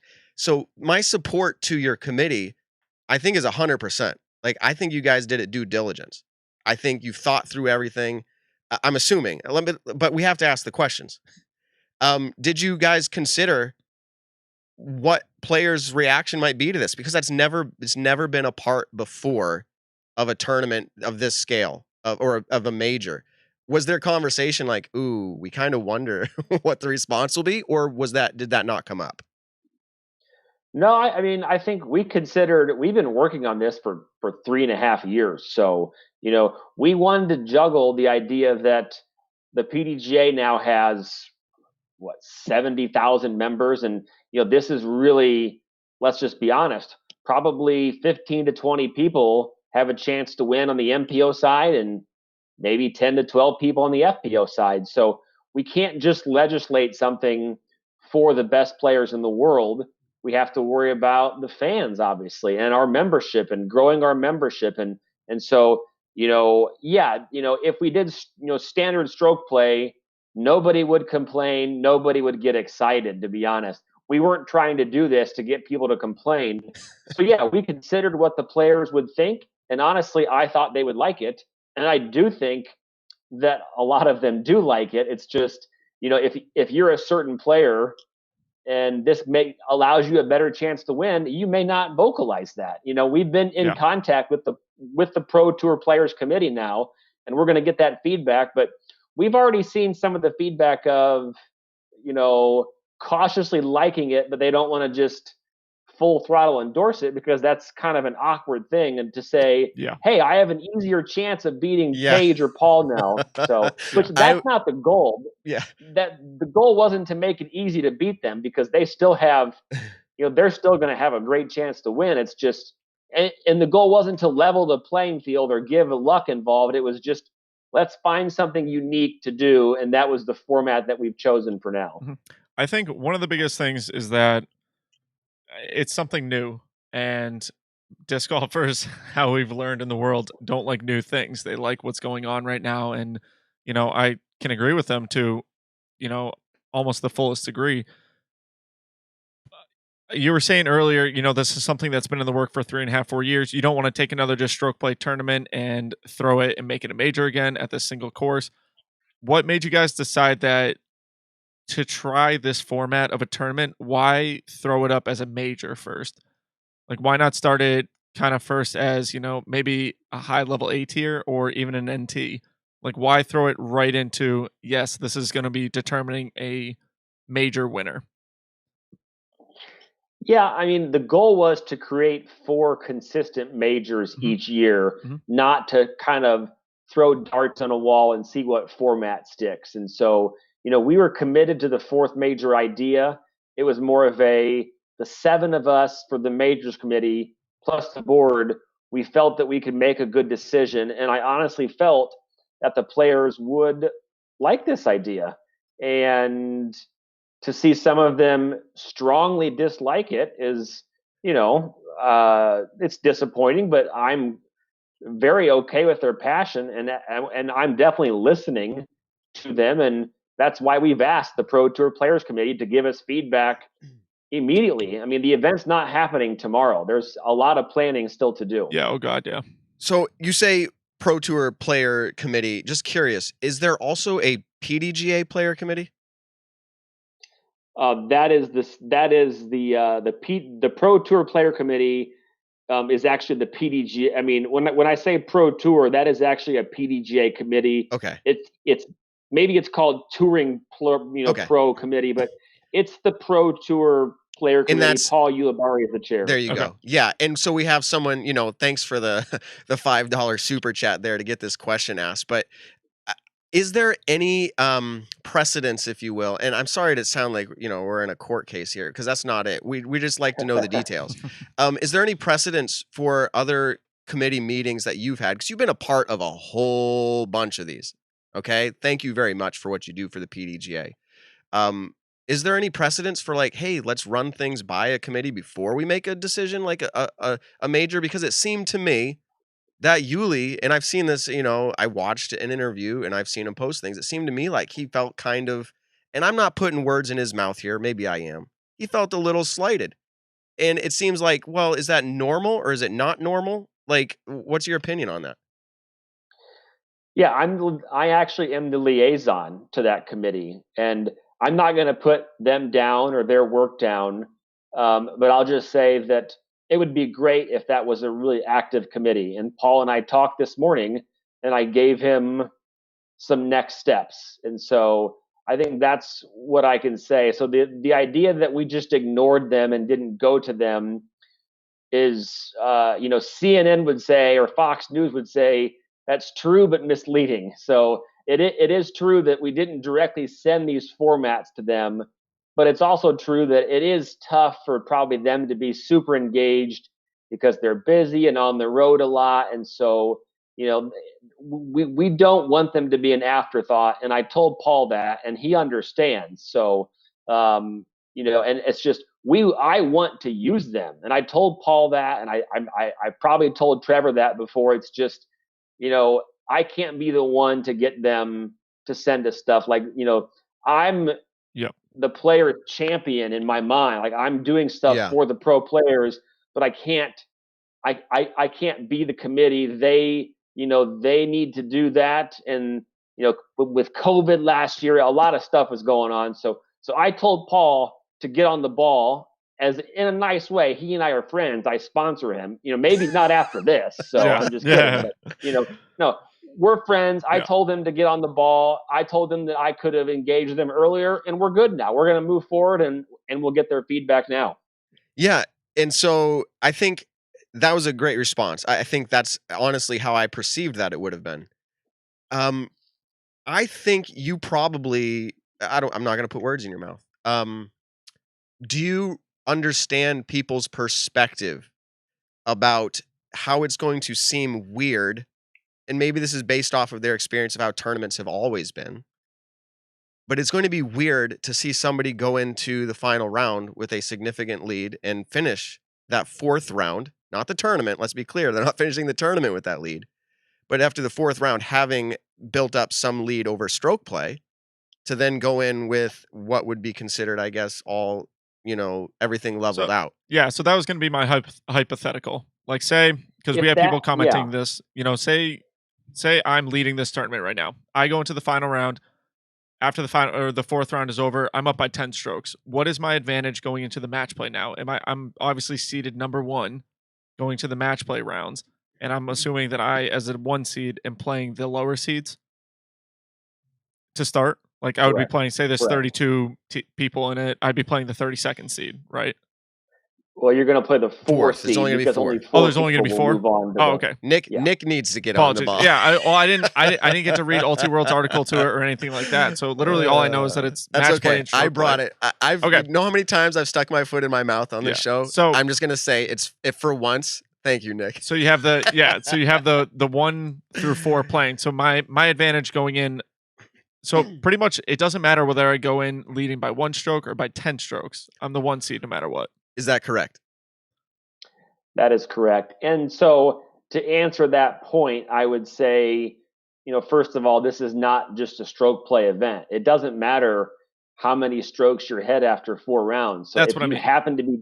If you happen to be 10 ahead, then you've done really well. But I think the bottom line is the strategy is going to be different. If you're in second place going into the final round, but you got 5th place by 6 strokes, you're going to play differently. So it's not quite, you may play defensively. At Jackson, there's a lot of birdies to be had, but you may just, some of those wooded holes, if you get a kick into the woods, you can take a double bogey. So you may say, I'm throwing mid-ranges, and you may end up being in 3rd place. So I don't think that's a fair comparison because it's not just a stroke play event. It's both. Yeah. I think that perspective is good because I think what's happening, and I cannot speak for people, and I'm really bad at, I always try to put words in people's mouths, but it's not, as you said, it's not a stroke play, but I think what people are seeing is 4 rounds of stroke play. They feel like that's the end, but it's not. You have to strategize out as you're saying, no, this event is different. It's actually you're playing.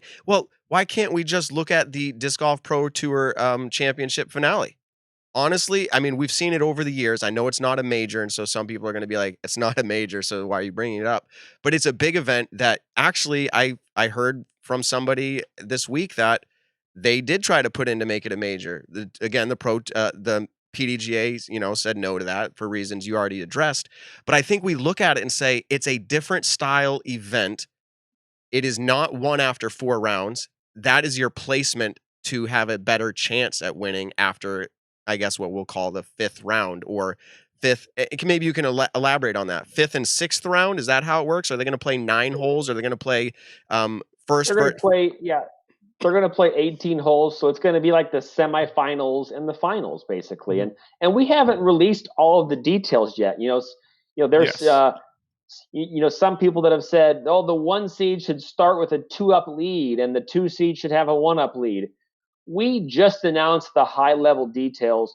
Obviously, over the next several months, we'll release the rest of those details, and everything will be known. And it's not like we've finished everything, all of the work. We're still working, on on the event. And one more thing I'll say about the getting to a big lead on the MPO side, 2 of the last 3 times we've been at Jackson, we've gone to a playoff. Yes. So that course bunches scores together. Mhm. So obviously the event won't be there in 2023. So there could be a different course, set up with someone being able to get out to a big lead. But the chances on the MPO side at Jackson of somebody having a 10-stroke lead is about the same mathematically as the chances for 4 people to be tied after 4 rounds. Yep. On the MPO side. FPO side, there's going to be more variation.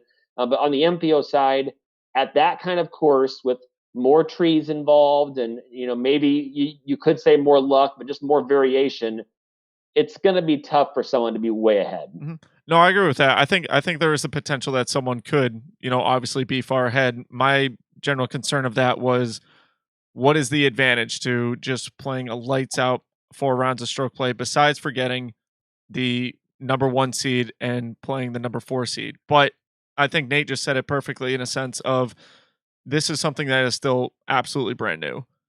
The details have not been ironed out yet at all. Pretty much, we just have a very broad scope of what this could be, and I can see, because we're getting tons of people commenting right now, which I love. We're seeing, why don't we do a ripped revenge final 9? Why don't we do worst shot? Yeah. And this is where people are going to kind of, yeah, exactly. People are going to kind of, throw out all these different things. The biggest concern is, why not just, I'm going to make the comparison to golf, but why not just have the 4 majors be normal stroke play, and this one, I know you said you don't want to just slap it on a random course and make it a major. I get that. But why not have, like we have in the past, we've had 4 majors or 5 majors.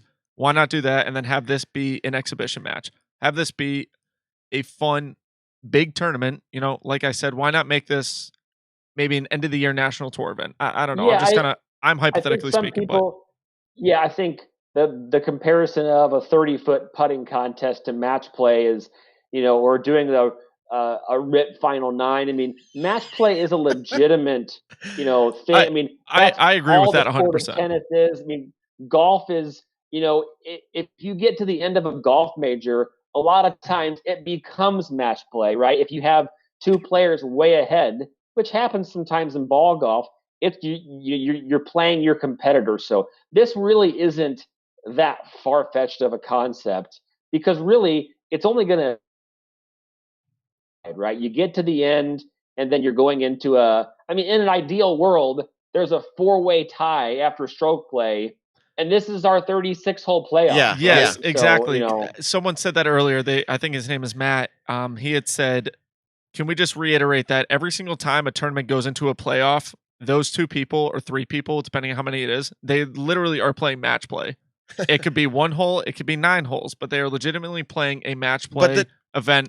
Whoever gets the first point wins it all. And the argument, though, to be made from the side of the con, if you will, the negative side, is saying that, yeah, but they aren't tied at the end of 4 rounds. So I think I can understand their perspective. However, I also, and I'm not trying to play middle of the line here. If I'm going to be very honest, I was excited to see it, but I feel like that's because I'm a spectator.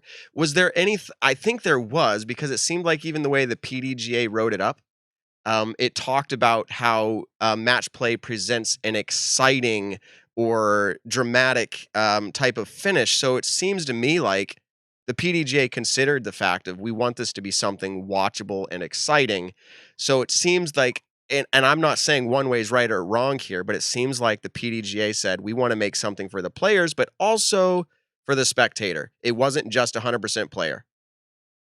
That's definitely true. I mean, we're a governing body of 70,000 people, membership wise, and we can't just worry about the top pros, though we do spend a lot of time on them. And so, we obviously care about the competition more than pleasing the fans, but we still do think that the competition here is still strong. I mean, you're going to get the best 4 players over those 4 rounds are going to have a chance in the semifinals and the final. So it's not like we're rolling the dice. I mean, if Ricky and Paul and Eagle aren't in the top 4, after the stroke play, then then what is it? Then they didn't win, right? And Technically, so yeah. so I can kind of look back on this and say, because I have 2 points to make really quick, but if Eagle, Paul, Ricky, whoever, they're not in the final four, they didn't play well in stroke play. It's the same thing as if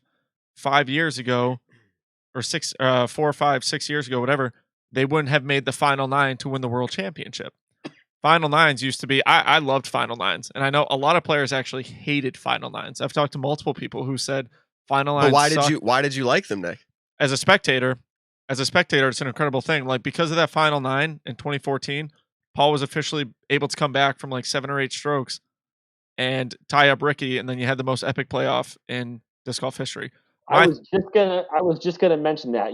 That's not why we did this, but that's probably the best moment of disc golf I've ever witnessed. Was Yes. Ricky and Paul mano a mano. Obviously that would be great to recreate, or Paige versus Kat, or Eagle versus Simon. Whatever it is, those are the moments we're trying to create. Or Trevor Harbolt against Paul Ulibarri, whatever it is. We want to create those moments. That guy Trevor, he is in the chat room, and he's been commenting. He's appreciating the conversation. Let me ask this, because you mentioned it, and I don't want it to let it get away. I thought you said something that was intriguing. You said, we haven't really announced all of the full details yet to this event. We've announced the high level, and you mentioned even we don't know quite, maybe, and I've heard other people say it. I think it was Robert on an interview. I try to get all my information the best I can, saying, who knows, maybe things will change, and maybe there will be an advantage for first place, maybe starting up a hole or two, or this or that. Like, to me, and I don't care how many people agree with me, I'm just gonna say it, hot take, that sounds like a circus show to me. Mm-hmm. And I'm exaggerating when I say circus show. That's hyperbole, obviously. But I guess what I'm saying is, to me, I'd say no, leave it match play straight up, or don't start incorporating like little rules. That to me would just be too far for my liking. Yeah. Yeah, the one benefit of this format is that it's really easy to understand. 4 and 4 rounds of stroke play, 4 people make it to match play. They play until there's a winner. And I do like the simplicity of that. And yes, when you add in 2 up, 1 up, mulligans, all that kind of stuff, you start saying this is goofy golf. And so, I would be surprised if we added things to make it seem like a circus, as you said. So yeah, I'm laughing because I can envision it, and it's just like, it is funny to me. But I think that some people have that feeling, and you're right. It's a wrong comparison to make, but I think some people are having that feeling with match play. I'm not there, but I think I'm on board with match play being something to try out. But yes, I'm going to let Nick go here, but I keep forgetting to ask this is, so what are the chances that the format would change? Like, you're in conversations, things of that nature, or is it like what's your percentage that it might change between now and 2022's first inaugural event? We haven't even got the feedback from the players committee yet. If we get 100 responses and 99 are, we're not playing this event and we're serious, then obviously we're going to look at that. But I would be surprised if we changed the format. I mean, I think the response would have to be so overwhelmingly bad, and we'd have to have people saying, we're just not going to play because this is the worst thing ever. And I just don't think that's the case. Yeah. I mean, I don't think we're going to get that feedback, but we have asked them, and we're going to listen. But I would be surprised if we change the format. I mean, but I'm one person, I'm one vote. Mm-hmm. We're going to listen to the pros because this is their event, and I try to call myself the players champion. That's my new nickname, I guess. I'm kidding. Don't. So but the players champion is going to be whoever wins this event, the Champions Cup. The Champions Cup. But I'd be surprised if we change it. But we are going to listen to them. We're going to take their feedback, and they may give feedback on something else. I mean, the format is just one aspect of it. Yeah. I think I kind of have to. I'm thinking of other sports and how I can relate it into what's going on here. And obviously, this is something different. We're going from stroke play to match play, but look at college basketball. All year, you play tournaments and you get seeded. You're the number 1 seed or you're the 32nd seed. Then you go to this match play bracket style tournament where the 1 seed does play the 32nd team, and guess what? Sometimes the 32nd seed beats the 1 seed. So kind of all year you're trying to be, let's say for the 4 rounds, you're trying to be the top seeded person. And then you get knocked out by the number 4 seeded player because they played a better game than you, a better round than you.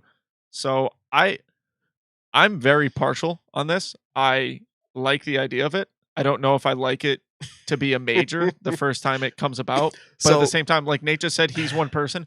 I'm just one person. What was your text with Paul like when you heard this news? I haven't talked to him about it yet.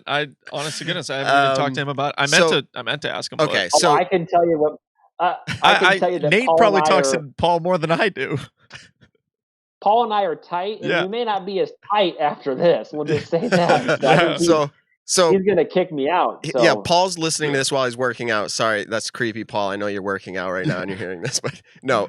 Eagles vlogs, Eagle McMahon in the chat room right now with his one comment of the year. No, he's done it a couple times. He's been commenting. Hey, Eagle. Hope you're doing well, man. Hope you just smiled. We're calling you out. But he said, "Let's go, Players Committee." So I think you put a number out there. You said, if 100 players. So now here's the problem. They've already started their, protest sheets. They're out in Boston Common or Chicago, and they're walking around. Would you sign this? Would you sign this? But look, we created this event, wanting the players to obviously want to play it. So if it's that bad where they all hate it, we will take that feedback. I'm not a dictator. The PDGA does not feel that they are out to get the players. I mean, I've been trying to create this event for the players for 3.5 years to have 4 consistent majors. We don't want them to hate it. So we've asked for their feedback. I would encourage Eagle to reach out to Trevor or Andrew Fish and other pros to do that, to give their honest feedback and allow them to be quoted and put it in writing so I can take that to the committee and we can look at that. Well, can we just do a formal transmission of his comment right now? He says, how about we do the 4-round event, crown the champions, and then the next day, the top 4 from each division play a separate high-stakes match, play for a bonus title. Like, obviously, there are a lot of great ideas out in the disc golf world. I really think there are a lot of great ideas. This was one. And I would tell Eagle that the Pro Tour Players Committee definitely needs more people to step up and contribute. So he should talk to Ulibarri and Fish about joining, because I'm sure Trevor would say the same thing. We need more passionate people like Trevor and Paul and Holly Finley and Fish who are on the committee, and Dave Feldberg's on the committee, but we always, we're okay with more opinions as and so. Yeah. I think it's funny. I call him our super fan, Kent Chapman. He goes, "We need a fans committee," and it's cracking me up because I'm like, yeah, we need some people who are fans saying, "No, this is what we want." Yeah, I was gonna say our chat is so very like 50-50 whether they love the idea or hate the idea. So I think it's kind of funny. But hey, we're talking about it 14 months in advance. Yes. Any PR is good PR. But you got to know, we're talking about it 14 months in advance because this is the off season, and we're excited. And I hope it was strategic. We're excited that it was announced this week because we have something to talk about. Yeah, it gave us a subject to, There you go. Eagle says, "All right, I'm in. Going to try and join." He's talking about for the Players Committee. I think we can all agree with this, and people have been saying it all night. We love the idea of a 4th major. And like Nate just said, we are talking about this 14, 15 months in advance right now. The details haven't fully been ironed out yet. This isn't set in stone that it's exactly going to be like this. But we're talking about it. Any publicity is good publicity. And I think, in a sense, that's what we're getting at right now. And I love the discussions that we're able to have with Nate, the discussion we're able to have with our chat board right now, like Eagle being able to comment, Trevor being able to comment, and everyone else. I do hope if there are any other touring pros watching right now, like please comment your idea. If you want, say you want to keep it anonymous, and I won't use your name. But here's something cool, and here I get into my little like humanity side. There's people who see you, Nate, and you've known this because the first time we had you on the show, go back and watch that, everybody. We asked, like, what's the biggest misconception, like, about you? And like I think that was one of the questions, and more or less the way you want things done is how you get it done, kind of a thing. You're stubborn, right? That's how like people.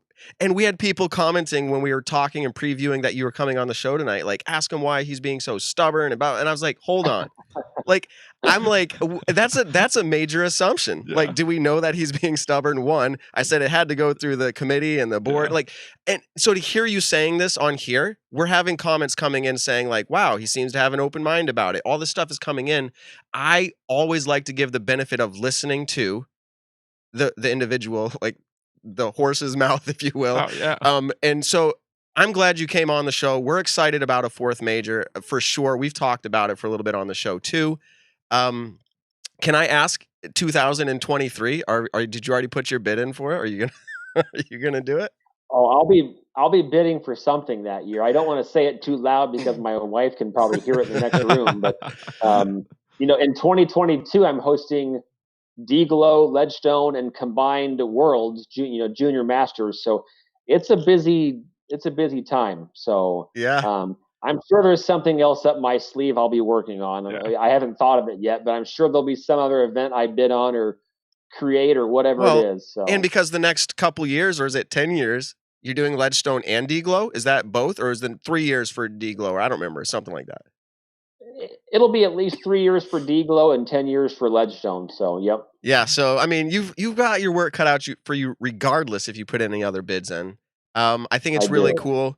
I consider you definitely a professional TD. So, oh god, yeah. And thank you. All the accolades. I mean, just everything from serving on the board as the vice president, doing this committee for the major, running Ledgestone, D-Glow, again for the Masters and Junior Worlds, all of those things. I feel weird saying this to your face, but like set you apart. You were doing things in the world of disc golf that are set apart. It's its own thing, but it's all for the betterment of the sport. I don't think people can thank you enough. I feel like everyone listening hopefully got a good perspective from you tonight. Is there anything that you would like to say that we missed that would be good putting out there to the people watching later or listening? One thing before he goes off, but go ahead, Nate. Yeah, no, I just mean if there's anything we missed that you think would help cast another perspective, something that we missed, maybe. No, I think you're okay. I'm great with the passion. I appreciate all the opinions, and we are we're good to go. I think absolutely. And I wanted to say this because one of our buddies in the chat, Matt May, had said this. I think it was him. Someone said it, but they were asking, and I think you're the first TD to kind of open up this jar of worms, but a rating cap on tournaments. And especially for major tournaments, high level tournaments and everything like that. I think you were the first one who brought up the idea of, for example, only people 975 rated and above can enter this tournament. And I'll say for major events, I love that idea. I think it's an incredible idea in the sense of, I think it motivates people who aren't at that rating yet to get up to that rating for a chance to play at major events. And I think it also, helps out touring players who, one of the biggest things in disc golf that's an issue right now is signing up for tournaments, because every single tournament is filling up within minutes of you being able to sign up for it. So you have people who missed signups at a certain tournament because they could have had bad internet connection or whatever, and now they're 25th on the wait list at a high level A tier that everyone likes to go to. So I guess I could kind of ask you, what are your thoughts on it? And then for me, my thoughts, I think anything A tier and above should have a very long kind of like tier list. Like if you're 975 and above, you have till this date to sign up, but like make it very stretched out. And then for pro tours and above, I think it should be 970 and above are the only ones allowed to play the event. Obviously, I know that's not going to happen right now, but I think in the future that will be something. Okay, so you're asking Nate. Yeah. Okay, cool. Yeah, I can answer this, and then I have to go be a professional dad because I hear my son Max longing for somebody. But I tried to push pretty hard for a Ledgestone ratings floor. I actually call it a ratings floor, I guess, because a ratings cap sounds like it's the high end. So yeah, a rating floor, yes. So I pushed for a 950 ratings floor for Ledgestone. I didn't get that approval, but I did get approval to space out the registration tiers to make sure that the best players in the world can play. And so based on the tiers, I'd be surprised if anybody below 970 plays Ledgestone this year. And then D-Glow, to a lesser extent, it's a tight timeline. So D-Glow, there may be nobody under 970. And look, I'm 978. As long as the tier is below where I'm rated, I'm fine with tiers. If it goes too low, or if my rating goes down, I'm going to have to move the tier. So, right? Because, you have the I ball want in to your play court. the MVP Open again someday. So, Yeah. no, I'm just kidding. So, I would be shocked if within 2 or 3 years we have a 950 to 970 ratings floor. I'd be shocked if that wasn't the case. So, I think we'll see that in the next few years. Yes, I agree. And it was 950, and I kind of retract what I was saying. I was saying 975 because that's what I thought it was, but 950 I think is an incredible spot for kind of that ratings floor. Yep. But that's in due time. I think that's another change in disc golf that'll eventually happen. And honestly, I just think it's more of a motivation thing. Like, I think if for a tournament, if it ever says, hey, you cannot play the World Championships unless you're 1,000 and above, that's just more motivation for me to take my 988 rating and go up to 1,000, and try to really, really work for that, because I do want to play the World Championships. So, Yeah, for Nate, sure. go be a professional dad. We really, really appreciate you coming on the show tonight and just kind of like answering a ton of questions that I know a lot of people are asking. And to be honest, there's still a million more questions out there. I think in a few months, when more talks of this tournament comes out, we'll have to have you back on the show to make sure we can, I think this will be a consistent thing to where new information comes out. Hey, let's try to get Nate on. I really do think, especially for this wild of an idea. So we really appreciate you coming on. Yeah, tonight. thanks for responding to my message. Sometimes people don't get back, and you did. So I'm always like, yes, Nick and Matt show. Here we go. So thanks a lot, Nate. Yep. Thanks, guys. All right, we'll talk to you easy, later. Nate. Bye. All right, so that was obviously Nate Heinold. Wow, we had some good feedback tonight in the chat room. I just thought there was a lot of, I'm going to use the word wholesome. Yeah, no, I agree with that 100%. It was a lot I've of loved great chat interacting tonight. with the chat tonight and just interacting with our guests tonight. I've had an incredible time actually with this episode, and just these are two major subjects in disc golf right now that we're juggling between, whether it is video coverage, which is obviously a huge topic, especially since Brody has gotten into the sport. Video production has been like the number one talk of disc golf right now. And then now we're getting into, yes, we finally have a fourth major coming up, and what are the players' ideas of it? What are the fans' ideas of it? I was just talking to Eagle on Instagram, and I was like, dude, I want all the touring pros, like I want their thoughts on this, because above all, they're the ones who are playing the tournament. Yes, we get to watch the tournament, and obviously, like I said a million times, any disc golf to me is good disc golf to watch. So I really want to know, what is Eagle's mindset? What's Yuli's? What's, Paul Macbeth's? What's Yuli? Jeremy Colling, everyone like that. That's what I want to know. But I think in the next few months, we're just going to get overloaded with information about this event. And I think it's going to change like 4 different times. Like what the format could potentially be. I think it'll consistently change as the Pro Tour Players Committee talks and the PDGA Board of Directors for Majors talks. So Nick, I had this wild idea, and you're going to be like, really, Matt? While we're doing a live show, you have this idea? I don't even know quite how to do this. So we're going to push it off. But what I'd like to say is, I was going to literally try it right now, but we're going to push this off maybe next week. Are you still up here next week, or are you in Virginia? Yeah, so next Thursday will more than likely be my last show in studio. I haven't 100% decided when I'm going back yet, but... And then everybody, the show probably just ends at that point. Yeah, no. Like, it may never come back. So next week, bombard it. My girlfriend keeps yelling at me to get back down to Virginia. I'm just kidding. So here was my right crazy idea, because man, everyone's on the edge of their seats. Yeah. What's the idea? I think we take Judge That Disc Golfer live. I know we don't have to do it always that way, but like we will literally make a way, like you hashtag like Nick and Matt show or Judge That Disc Golfer, hashtag Judge That Disc Golfer, like in Instagram or something. Yeah. We will find you, and we'll provide you the way to get into our show, and we will go live with it, and we'll ask them live, like, how far can you throw a disc? Yep. and then you answer and just the run up guest to answer. someone on the course. Yeah. Yeah. No, I mean like now, like somebody calls in like live. Oh yeah. Oh, I got you. Like I got you. Skype's right I in. got you. Yeah. It'd be kind of fun. We'd have to filter out, and make sure we don't get someone who's going to completely. True. We have to do a screening process. Real provide quick reviews to and references. Brody. I will be there, Brody, the day before you come into town. Paul and I were just talking about that a little bit earlier, but yes. Man, so I'll be there. Thanks, Brody, for hanging out here. Obviously, Trevor was here tonight. Eagle was here. Yeah. I don't know who else. We have people, join in later, but here's the deal. There's obviously the who's who list, but I want to give a shout out again to all of our, I'll use the word faithful watchers, viewers, listeners. Truly, it blows my mind that just because I like to talk and people, yes, I know you make fun of it all the time. I talk so much. But just because we like to talk about this stuff, that people think we have a good show, like, or some people do. Like, I'll make a post like, "Hey, tonight we're talking about this," and someone's like, "Ah," like someone I've never met. Like, I love your show, or I see someone on the course.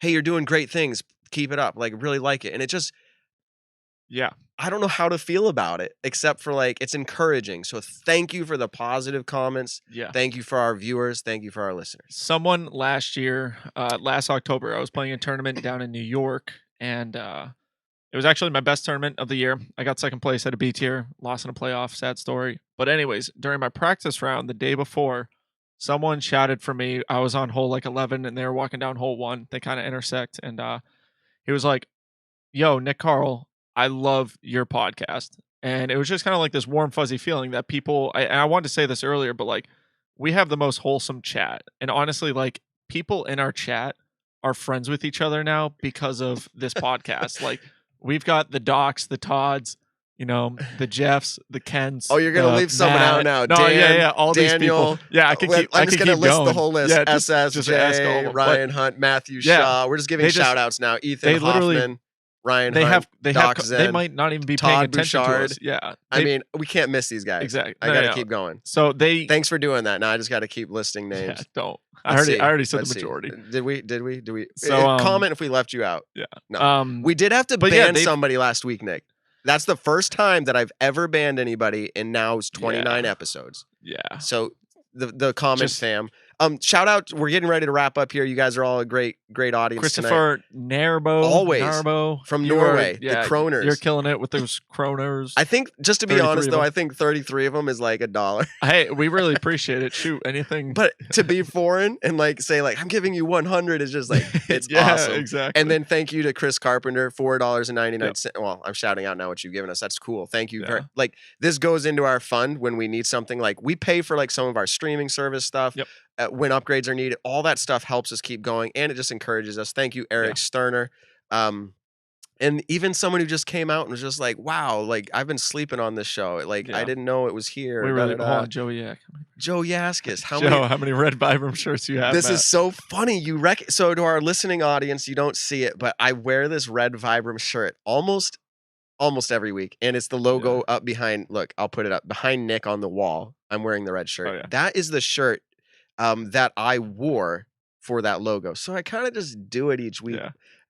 Cody Enervald, we really want to say we appreciate you sharing it to all your Facebook groups, the disc golf groups that you're in. We really appreciate that, and for everyone. But anyways, fire topics tonight, everybody. I really, Matt, I need to send you a dark horse shirt ASAP.